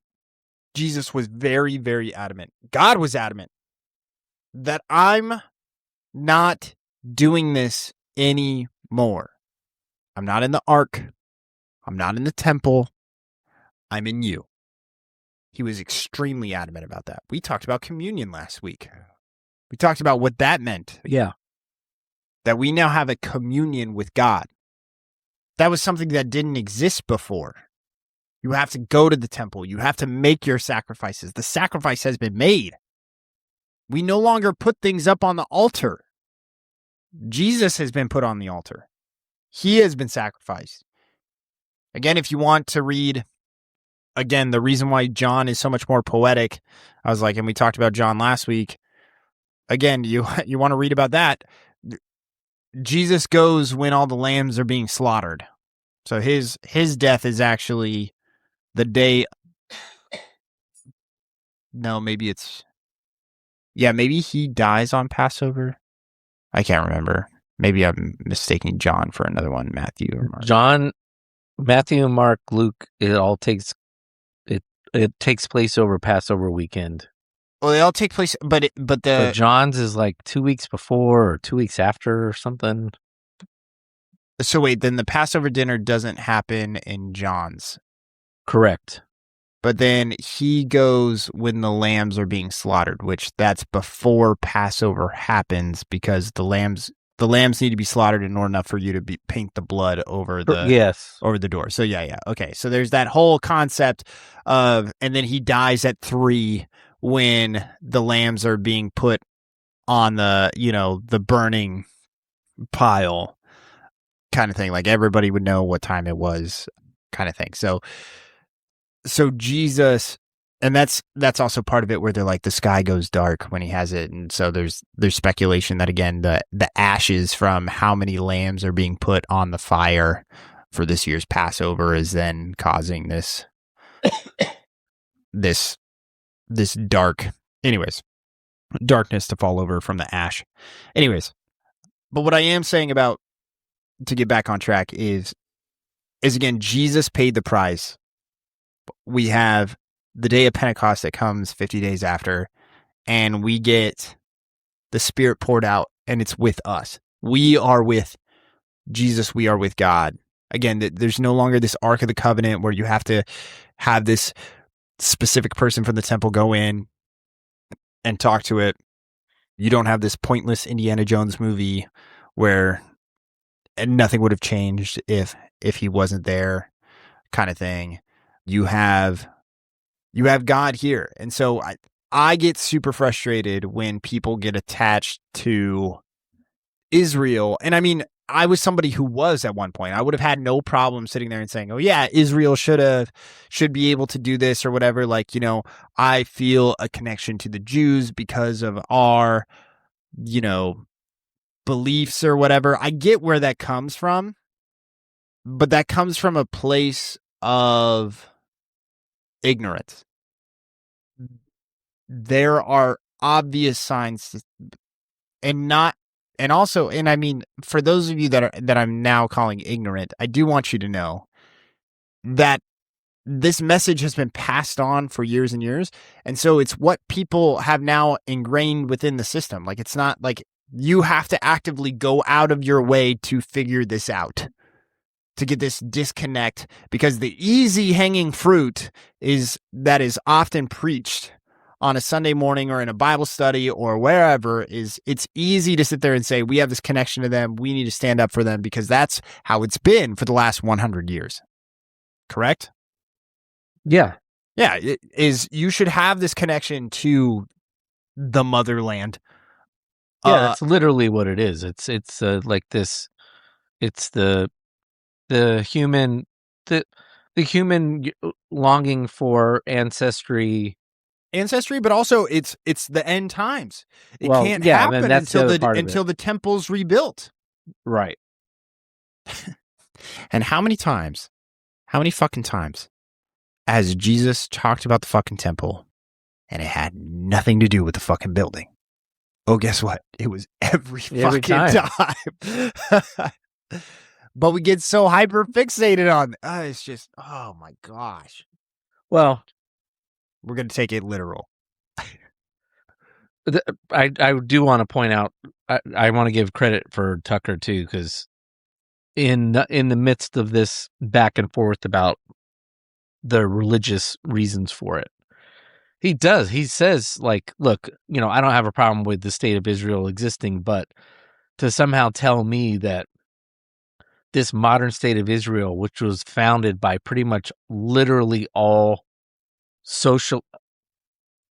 secular, if not atheistic, socialist and communist Jewish people agendas was part of Jesus's plan to like restart the state of Israel.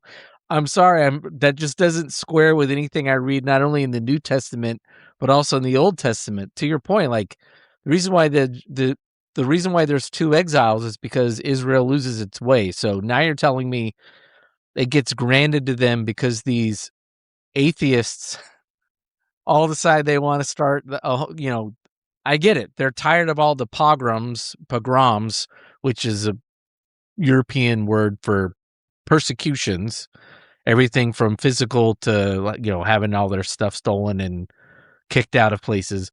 They get tired of all of centuries of persecution, and so they decide to leave. I get all that, but again, the modern state of Israel is founded by pretty much all atheists, and they're all communists and socialists, which doesn't make them evil. But my point is, like, that socialists and communists in from the 1910 through 1965, for sure. I mean, communism itself doesn't lend itself at all to any belief in God. It's anti-God. Socialism, sure, you can, but I mean, these aren't people who are just like starting the modern state of, like, the ancient state of Israel in a modern state. And so to believe, like, yeah, this is like, you got to do a lot of like mental and spiritual gymnastics to be like, oh no, it's all part of God's plan. He used these atheist rubes to start his plan, and it's all just this conniving scheme to get things rolling. And you guys just you're not playing the same 7D chess that Donald Trump plays, and you're just, you're not getting it. It's just like, I don't think that's how that works. I don't even think that Donald Trump could play regular chess. Well, I don't think Donald Trump plays checkers, let alone chess. So. He seems to me more like a Candyland guy. Shoots and ladders. Sorry. Shoots and ladders. Sorry, love the shoots. Don't love the ladders. Don't love the ladders. A lot of climbing. Shoots, though, it's just sliding down. I'm going to find the shoots. I'm going to put tariffs on all the shoots. I too tend to, when we had the boys and girls at the home, we did tend to play the game of life. I love life. I don't know if you've followed me, but I love life. Love the game of life. It's a wonderful game. Love the game of life. I got 5 kids. 5 kids in my car. I had 5 kids, I said. They asked me if I wanted to go to college, and I said, no way. I'm going to go my own route. And I went there, and I got 5 kids all in the car. So, shout out to the State of the Union address. That was actually in his speech tonight, from what I've heard. Barons always loved Candyland. Didn't quite love Candyland. You know me. I don't drink alcohol. Never done a drug. Never done a drug in my life. Not even tried one. Stopped drinking alcohol a long time ago. My brother had a problem with it. Stopped doing it. And then candy, it was sweets. Sweets I've always had a thing, but I never got into Candyland. But yeah, Baron, he loves it. He loves it. Big fan of Milton Bradley in the house. Big fan. By the way, if this was 20 years earlier, I'd have no problem doing this about President Bush either.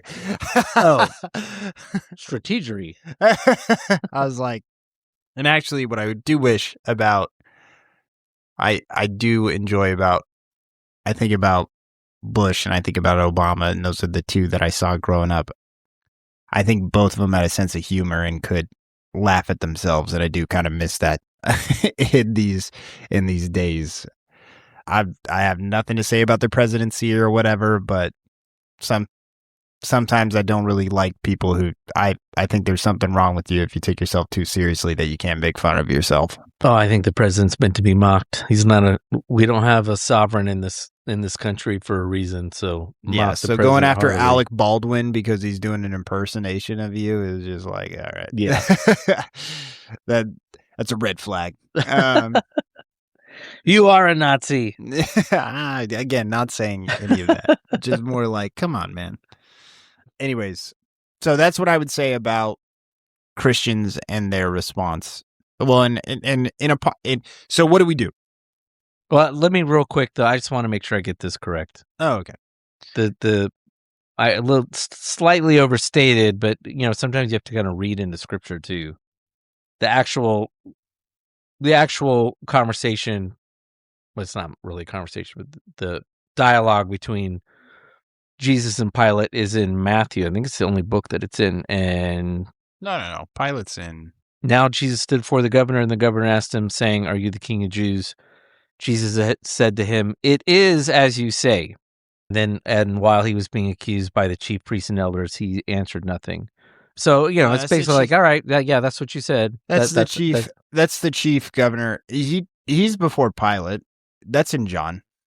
I was like, that's actually part of the whole like thing where it makes it the Greek tragedy. That's where you have so that's one of those scenes that kind of promotes it. Because remember, Greek tragedy. So one thing that makes Greek tragedies what they are is you only have 2 people or 2 parties on stage at one time. So you could have the chorus on stage, which would be a group of people. They represent the crowd, but like they represent one body that is therefore conversing, and then they converse with one person, and then they leave, and then somebody comes on, and then that person, the first person, then leaves, and then the chorus comes back, and they talk to the new person on stage or whatever. And so Pilate and Jesus and the chorus and all have this kind of a back and forth kind of thing where it's like, okay, so Pontius then goes to Jesus and then says like, hey, this is blah, blah, blah. And it's all very dramatic.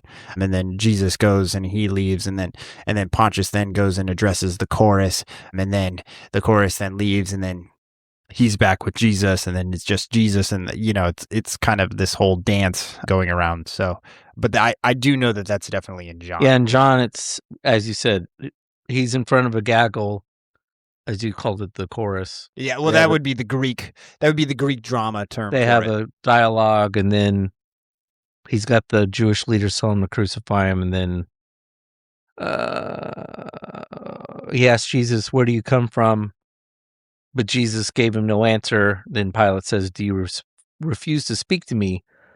Don't you realize I have power either to free you or crucify you?" And Jesus answered, "You would have no power over me if it were not given to you from above. Therefore, the one who handed me over to you is guilty of a greater sin." And then from then on, Pilate tried. That's a reason to wash your hands right there. Well, and then John goes on to say, and from then on, Pilate tried to set Jesus free, but the Jewish leaders kept shouting, "If you let this man go, you are no friend of Caesar. Anyone who claims to be a king opposes Caesar." And it is important. Pilate's an interesting guy. You could, from a purely moral standpoint, he should have stood up to the Jewish leaders. But there's a lot of context left out of the scripture that I don't know that necessarily Christians who don't do background reading get, which is... I'm saying he's doing more work than Peter that night to well, save he's doing Jesus' more life. work than Peter. I mean, he's the consummate politician. He's doing more work than St. Peter that night to fucking save his life. He's the consummate politician, and he's trying to figure out a way out of this. But if you're asking, why does he eventually give in and why he's giving in to the Jewish leaders? Because, as Colton said a couple minutes ago, there already is a revolutionary foment in the country. Oh, yeah. Of the Jews wanting to secede, rebel. And they're strong. And so he's trying the way Roman rule worked over most of the provinces was you basically you work with the local leaders, the indigenous leaders, so that they keep people in line, and then Rome doesn't have to work that hard to govern. And so he's trying to straddle that line. But even, in John's dialogue, you can tell Jesus this ain't the dude who's trying to lead the revolution. I don't know what this cat's talking about. I don't know where his mind is.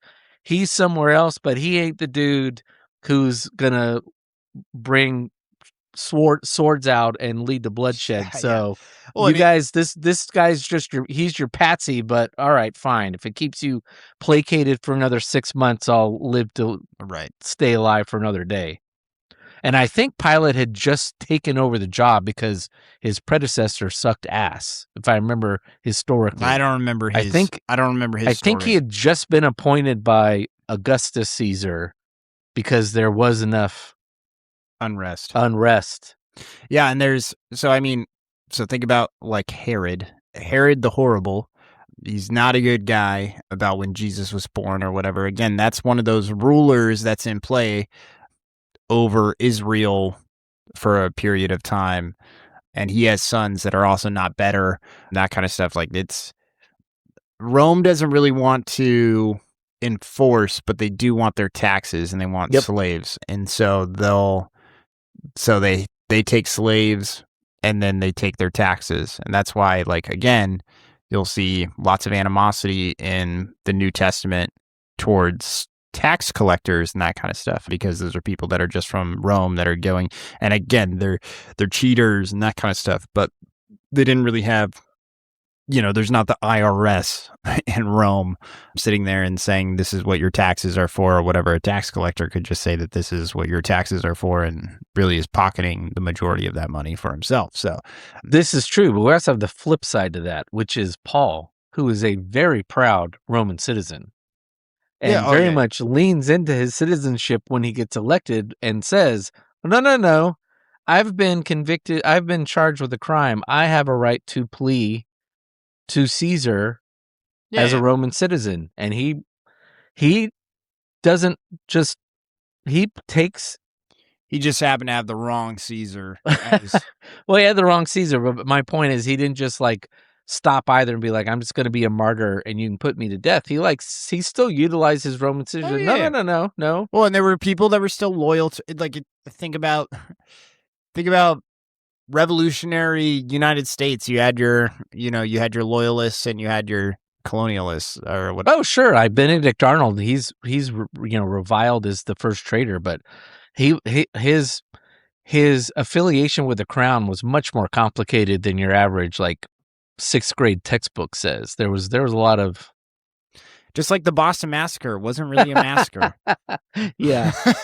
So it's and then you have modern bastardizations of history in the movie The Patriot, where the redcoats burned down innocent people in a church. And I think I've read numerous times there is not a single written historical instance of that ever happening. It was just the dramatization to show Oh, the evil redcoats. Well, William Tecumseh Sherman didn't really have a problem with that. So Yeah. yeah. So Yeah, that would come later with Andrew Jackson. And yeah. anyway, So all that to say, for when it comes to the New Testament, there's different ways that you can. Well, I don't think there's different ways. I think you have to look at the world through the lens of this idea that Jesus did not come to save a particular piece of land, and therefore this is where the kingdom is going to reside. And then I was like, if anything, again, it's very Muslim in your thinking, and if that seems offensive, or if you take offense to that, or if that's scandalous in your eyes, good. I meant for it to be that way. Because again, you've created your own Mecca. That's what you've done. You're like, all right, God is in this place, and that's where He is. He's this again. That's where I bring up the Ark of the Covenant. This is where He exists, and so we build this up in our minds of this place that people should be able to pilgrimage to. This is where the city on the hill is. It's here in this part of the world, and therefore it's going to be this great thing. But that's not what God was ever talking about. That's not what Jesus was ever talking about. He was talking about you. You're the temple. You've built a home for Him within you, and you're supposed to be the city on the hill. You are God's promised land. He occupies your heart. And it is up to you to then be Jesus to other people. He's here. He's here now. And He's in you. To quote the fucking Lion King, He lives in you. And so it's up to us to then be Jesus to other people and change this world now. Not later. Not sit there and wait for divinity to strike the earth again. But it's now. It's focusing on what we are supposed to do now. And I can tell you that what is going on in Israel right now is not kingdom. That's not kingdom building. no, and it's not to That's putting specifically condemn Israel's being, but just that's just the world being the world. Which goes back to your frustration from the beginning. This is just the world being the world. What are you talking about? They don't have a right to come in and take the land. They're just doing what everybody does. Exactly. So let's get over the uppityness of this is God's chosen people. And the biggest issue that I have with it, and I think that this is something that you have an issue with too, is the cycle of hatred that you are now perpetuating in that area by creating this narrative of they're allowed to do it. Is now those people in that area now view you as an enemy and don't want to give a flying fuck about anything that you ever have to say, because it was all about, yes, they have the right to do this. Why shouldn't they have a right to do this? And there's people that are listening to this, or people that aren't listening to this, who would be like, I don't care what those people think, because you dehumanize those people in your mind. You dehumanize the people in the Gaza Strip. You have done a hasty generalization and said that all of those people in that country deserve the pain and suffering that they are enduring because they allowed for this particular horrific. And again, I do not take away from I'm not taking away from the very horrific, terrible terrorist attack that happened on Israel. I'm not taking away from that. But I'm saying that that decision by those few therefore results in the mass exodus, deaths, starvation, homelessness, and ultimately bitterness that is ultimately coming about within thousands of people because of your response. And that's not kingdom building. No. Well, part of it's because we have over fetishized we've turned terrorism into this immoral fetish. And by that, I mean,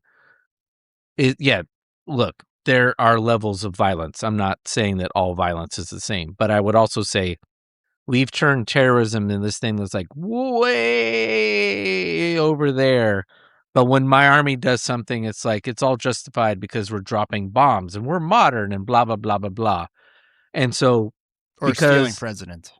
Because the Arab tends to use terrorism more. It's very easy, even for Christians, to be like, well, they're just despicable people because they rely on terrorism, as if you would really act any different if they were doing it with a tank or an airplane. You'd still be pissed off about it. But I do think it gives a higher level of sort of hypocritical, well, they don't deserve anything because they're terrorists. Like, all right, well, that's just a poor person's way of fighting because they don't have access to modern weaponry. So, again, are there differences in warfare? Yes. When terrorism specifically targets innocent people, yeah, I get all that. But also, I think in the West, we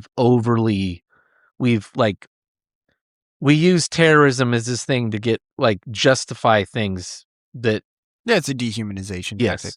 Another point is going back to the whole thing of the problem of trying to literally interpret scripture in a modern context and how this can create problems.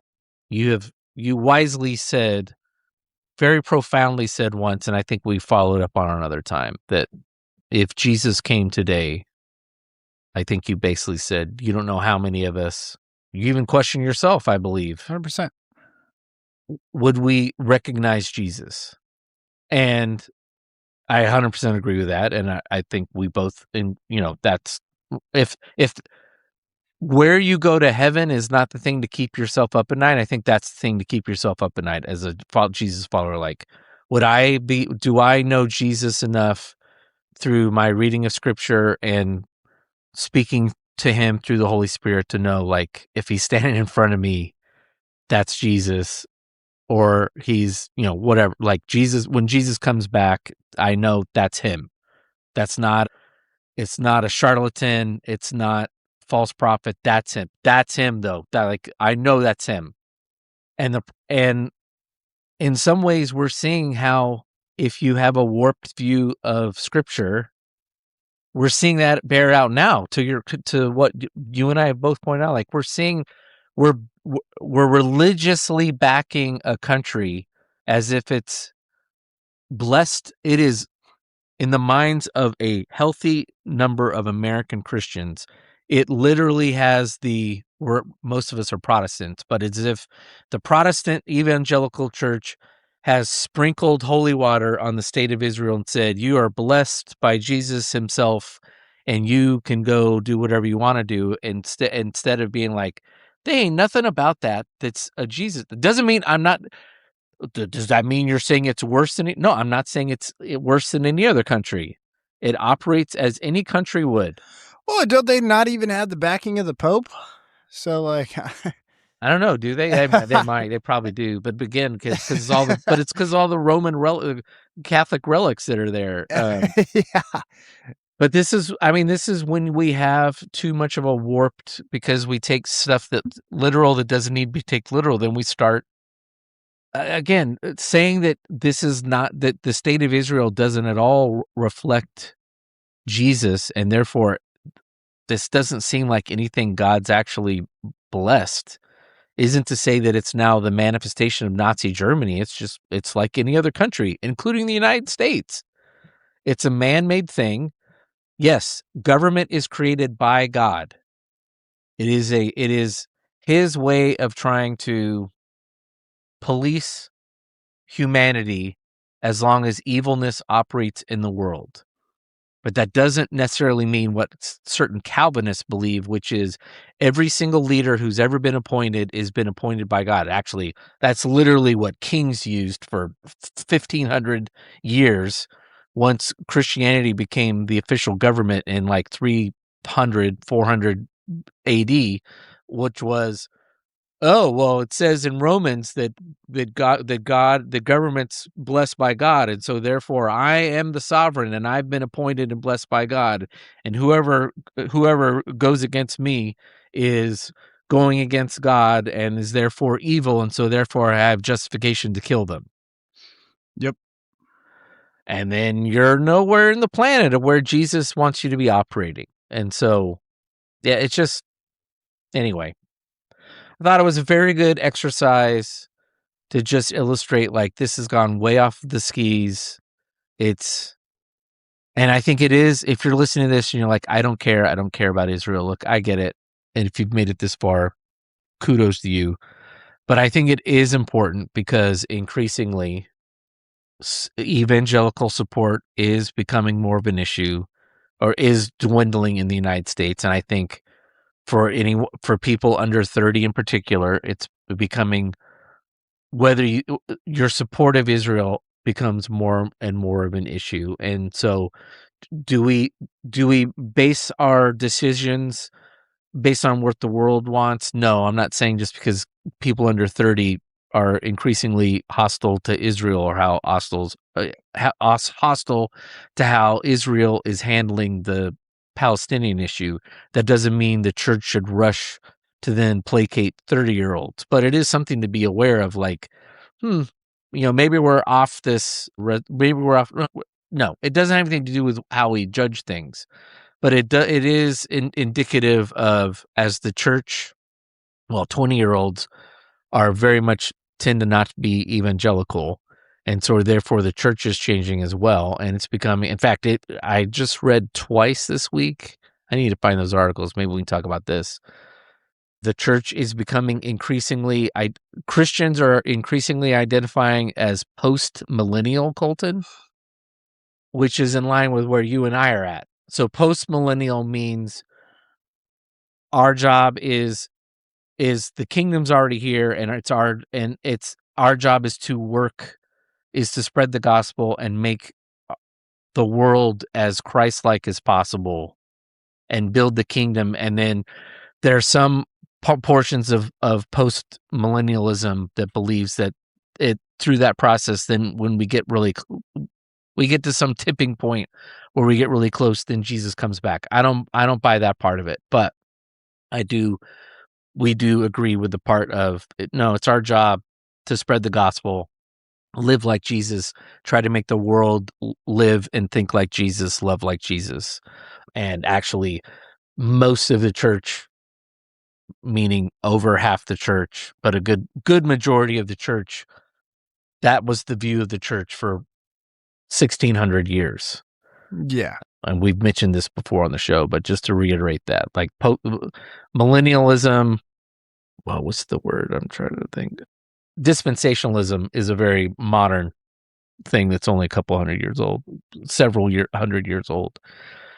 So it's good that the church is thinking this way. And again, it doesn't mean that if you don't believe Israel is the modern state of Israel isn't blessed by, that doesn't make you anti. That's the other part of this I hate. Well, so you just don't think Israel has a right to exist? Well, one, I don't think any country has a right to exist. But two, no, that doesn't mean all of a sudden that I think Israel should go away and has to give all the land back to Palestine anymore. That I think, because I disagree with most American evangelicals, that this is a Judeo-Christian country and blessed by God because we pretended to be more Christian and spiritual than most countries. I don't believe that bullshit either. So I don't mean America should just go away because we don't have the protection of God anymore. Like, no, we're just like any other country. We come and go.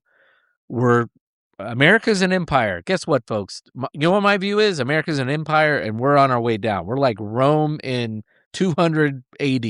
We're on our slow decline. Just deal with it. And that's just the way the world works. Empires come and go. America became an empire. We're on a decline. And, we'll either cease to exist or just become the Netherlands, which was a global power for about 75 years. I was going to say Great Britain. Well, Britain for a couple hundred, Portugal for 100, Spain for 100, 200, Netherlands for 100. So, pick your poison. But, this is the way things are. Everything's got humanity has entropy just like the universe does, and so things die out. So Maybe we'll get except the church. As long as we follow Jesus and actually act like the church and live like the church the way Jesus does, that is everlasting. And so we just need to continue to focus on those things. Anything else? Second beer of the week is Half Moon Bay Brewing Company Half Moon Bay IPA. It's a 6.5 alcohol, 62 IBU. It is a New Zealand style tropical stone fruit with hints of guava, white grape, and citrus from Nelson and Rewaka. Yeah, it's very much a Nelson Rewaka beer. It tastes like some of the stuff this one tastes a lot like Dust Bowl, some of the Dust Bowl beers. It's good. It's okay.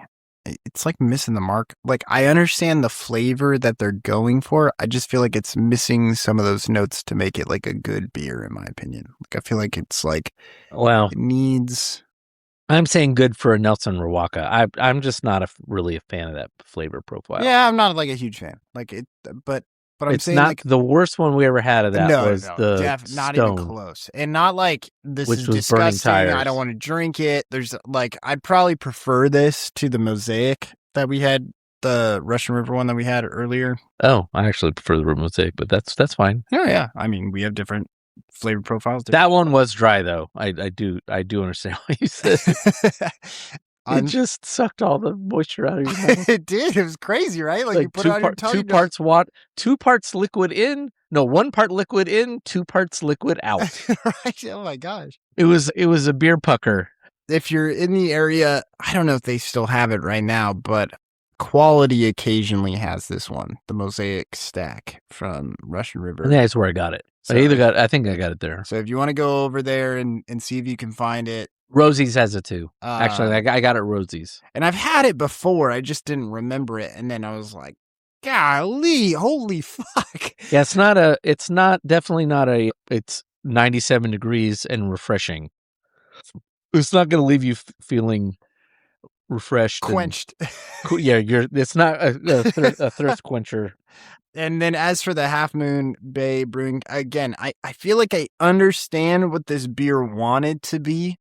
It's just missing some of those notes. It's missing on some of those levels. And I'm just like, at the end of the day, it turns out to just be okay.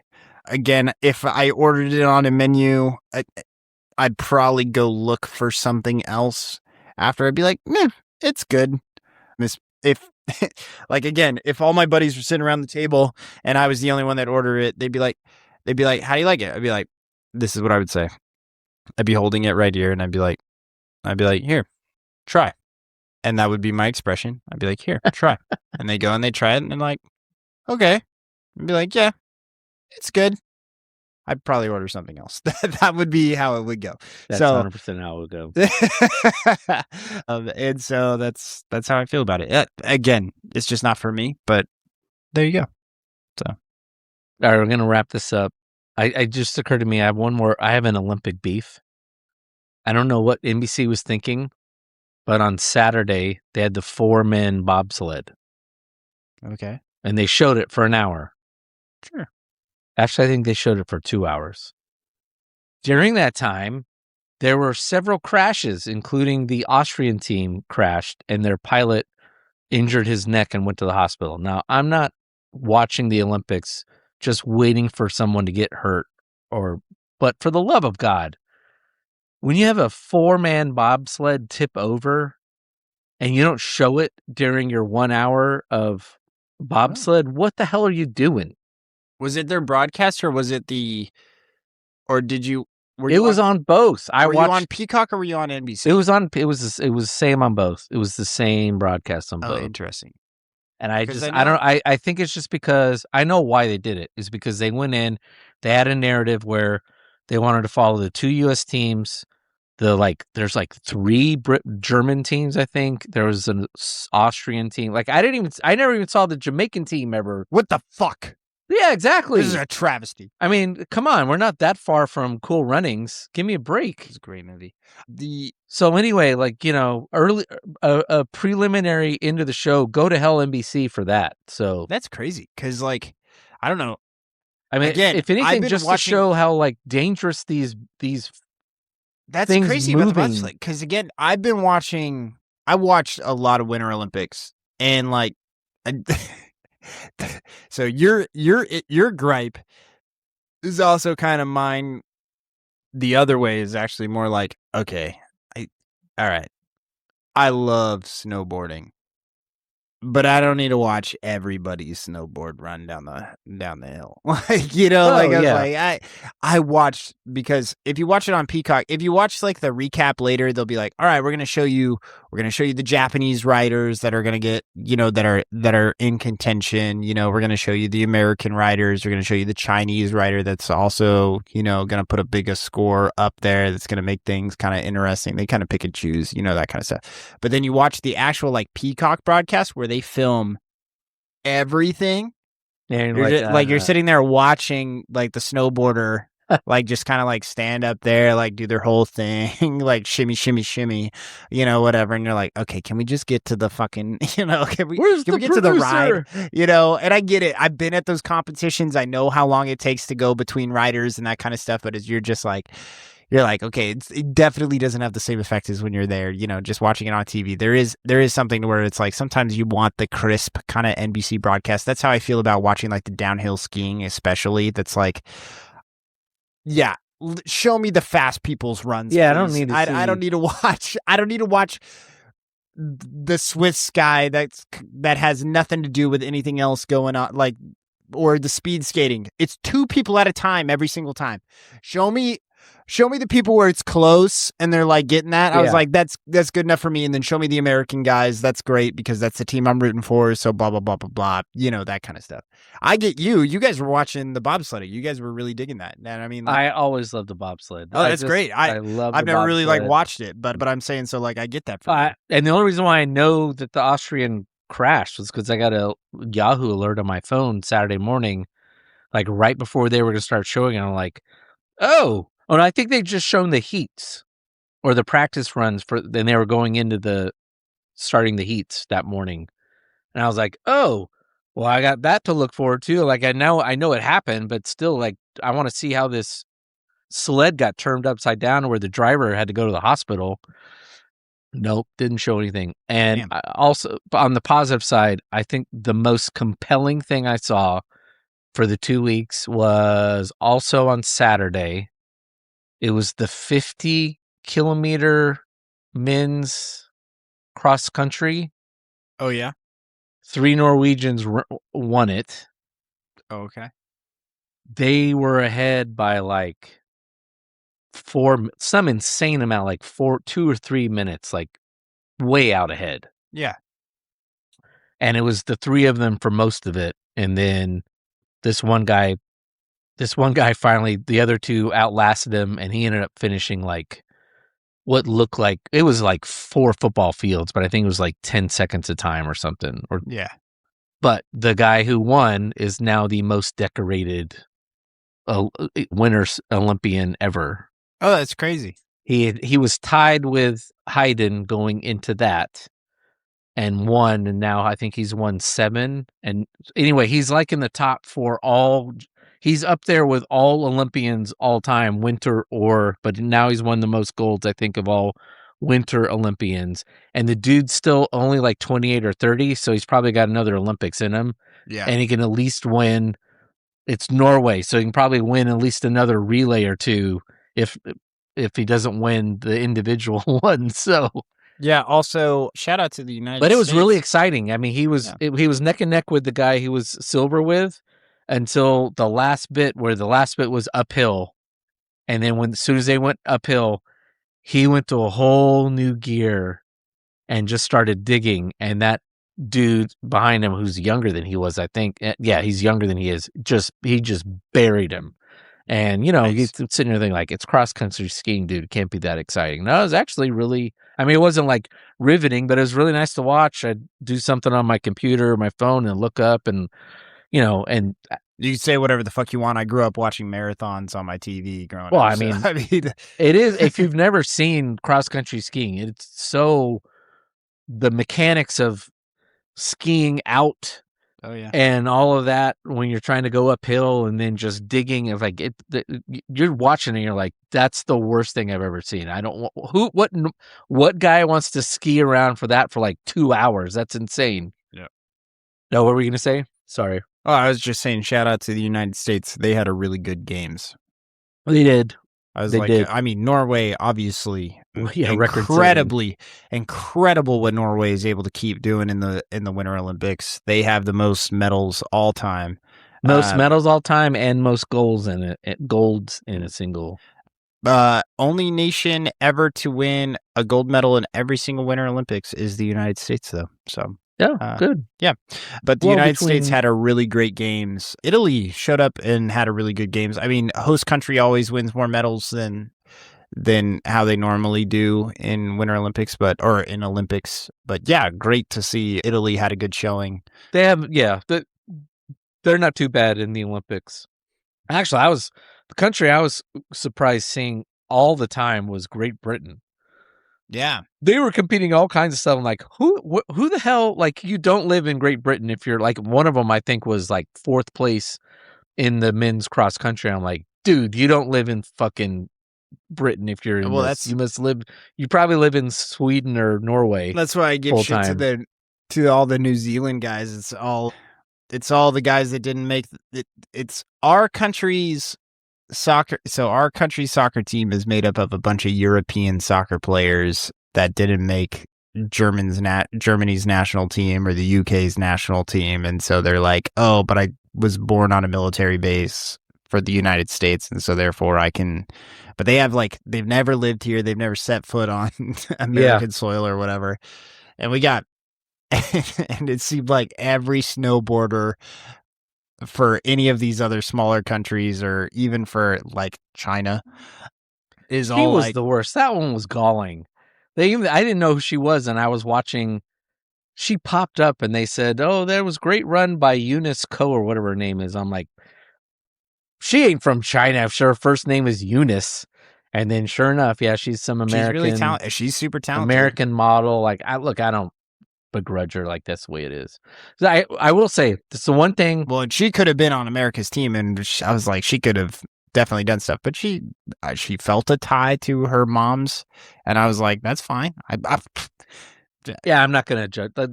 Again, the Hughes brothers live in fucking Canada. I will say this, it's a Summer Olympics, so it's different, but that is the one nice thing about basketball is most of those teams now, basketball has become such a big sport globally, at least in the United States and North America. Team Canada, they're going to be really good in the next Olympics. They are very good internationally. Those are pretty much Canadian dudes. Serbia is obviously, like, the Balkan states have been very good, like Spain. Those are all pretty much like homegrown talent. And in United States, and now they're competing with the United States and putting up fight. The United States has been very adamant. So I make a joke about our soccer team because our soccer team is different. But for Olympics, there is a harsh criteria for how to be an Olympian for the United States that you have to be able to follow. You do have to be a U.S. citizen. You have to have lived here for X amount of years. Right. Like we have that where a lot of countries don't have that with their Olympians. No, but what I'm saying is basketball has gotten to a point where even in the other teams that are competing with us and challenge us pretty closely now for medals, it's not Americans who've left and are mercenaries there. We have some guys who go to like Africa and play for like Kyrie Irving is playing for Australia, right? Yeah, I mean there's a few dudes, but he's half crazy. Like, we'll have somebody go play for Angola or Australia or something, but like Serbia is pretty much Serbia, Croatia is Croatia, Spain. And like I said, Canada's really good, and from my understanding is those dudes are all actually from Canada. There's enough like college basketball being played in Canada, or those guys get good enough that they start playing club ball and then they play here. But that's anyway. The closest so basketball right now is the closest that we're going to get to experiencing what Canada experienced this year in the hockey elements. So like a key thing to remember about, and here's actually something that makes this moment really cool. If you want to sit there and look at what's really cool about this, Remember that the NHL is the pinnacle of hockey in the world. Same as the NBA is the pinnacle of basketball in the world. There's the French league. There's different leagues around, but if you want to make it as a basketball player, you're playing here. And again, remember, there hasn't been an American MVP in the NBA since 2018 when James Harden won it. And let's be honest, James Harden shouldn't have fucking won it in 2018. Okay. But so with the NHL, even back in 1980, NHL players weren't allowed to participate in those Olympic Games. The cool thing, and that was what made also the Miracle on Ice the Miracle on Ice. It was a bunch of fucking college kids that all made. So that's the whole bit, right? Like all of those guys are trying to go into the NHL, and so they're all trying to create this opportunity. So this is the first time that the United States has won where the best players in the world are on the ice. The only the only flag that you could possibly mark is that the Russians just aren't on the ice. They weren't a part of the. And listen, Russia would have thrown a wrench in things. They're not the best team in the world. They wouldn't have been. They have not this year. They not have this, one. Not this year. They have one recently, but not this year. They would have been probably one of the top 4 or 5 teams in the tournament. The last, like I'm not like the last. I think 8 Olympics. I think Canada's won probably 4. Sweden's probably won 2, and I think Finland won the last one, didn't they? They might have. And all time, Canada and Russia and all the different names that's associated with. They're both tied for 9 gold medals. Yeah, and it became the Olympics, the Winter Olympics was becoming a junior hockey, thing. And so but so that's what makes the 1980s or that's what makes this year really, really cool, really special, is that this is the world's best on best. That's what it was. It was a best on best tournament. It turned out to be super awesome. Again, people that are Canadians who lost the game and were very upset about the loss still talked about how that was the greatest hockey game that they had ever seen in their lives. And that's not a false statement. Remember, what I said earlier is that all of those guys are captains on their teams. They're all on power plays. They're all on the penalty kills. These are the best players on all of their teams, and they are playing balls to the wall fucking hockey. Like, it was awesome. It was amazing. So, yeah. You could argue that Russian team we beat was right up there. So, oh no, and I don't want to take away from the 19... My point is, the United States has pulled off 2 monumental. And this one's not as much because that was a bunch of professionals basically. And 10 years after the 80 Olympics, 2/3 of that team walked into the NHL and took it over for the next decade. I mean, I think my favorite team, and it was before this happened, but my favorite NHL team is the Red Wings, and that's because of Steve Yzerman. Fell in love with Steve Yzerman as a kid. And when the Soviet Union fell, they got like 3 or 4 of those dudes. Big reason why the Red Wings dominated hockey they were basically the Yankees of the early 90s and won. I think we won like 5 Stanley Cups or something. And it was in big part because we got some of the best from that Soviet team. But anyway, the U.S. has arguably pulled off 2 of the biggest upsets.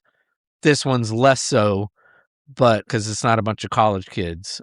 And that, in Miracle, when he's talking about how great that team is, that is not like inventing David versus Goliath stuff. It's 100% true the way they go about trying to convey like this team's unbeatable. Yeah.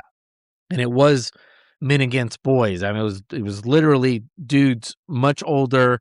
They all served in the Russian military at some point. Like, they were dudes. And, so it took a whole coach with a special, that video I sent you where that dude in a suit, in a jacket, I'm talking to Colton, like, so it looked like a country club Yeah, Some they were place in had some a bar. viewing party. It looked like a country club, and this dude was dressed like it was a country club too. That might have been in Canada. Stood up during one of the periods. No, it was before overtime. Before overtime, that's right. So it was in the break between overtime, which wasn't the break between the end of the game and the overtime wasn't like a timed thing. It was just basically like it'll last as long as it takes the Zambonis. No, it was timed. You could see the clock running in the background. Was it?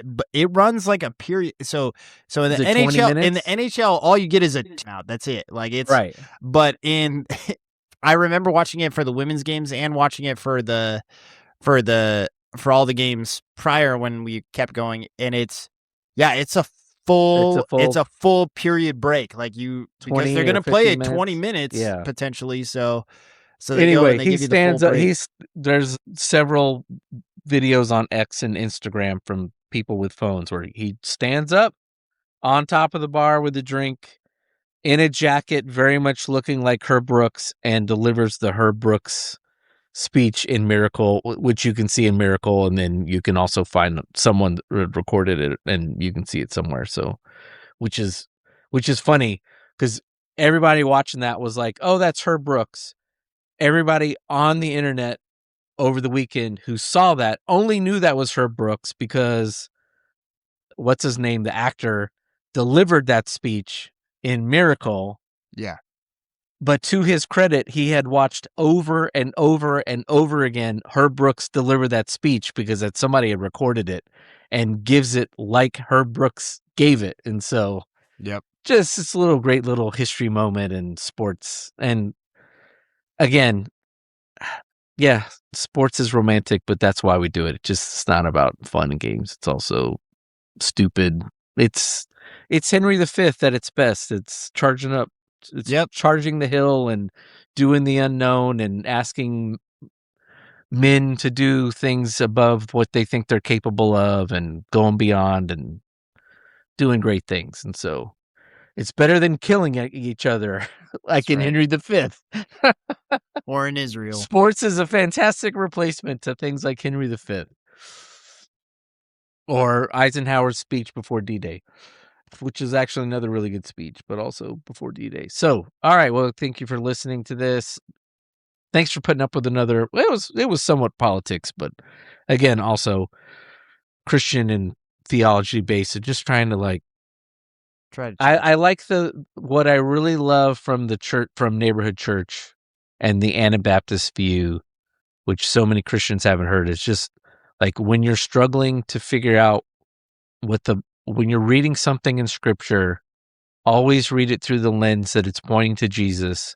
And so if it doesn't seem to point to Jesus, just put it aside, think about it, maybe read another book where someone explains but everything points to Jesus. And so when you're seeing something, again, I'm not saying Israel should stop existing and it's a country of horrible people, but this is not a country recreated for Jesus to come back. It's a modern historical thing, and we understand why great tragedy occurred for more than one millennia, which led to the decision to create it. But also it also doesn't mean Israel doesn't exist, gets to be special, which I think is a lot of what Tucker Carlson's frustration is that once you set up this country that's created by God,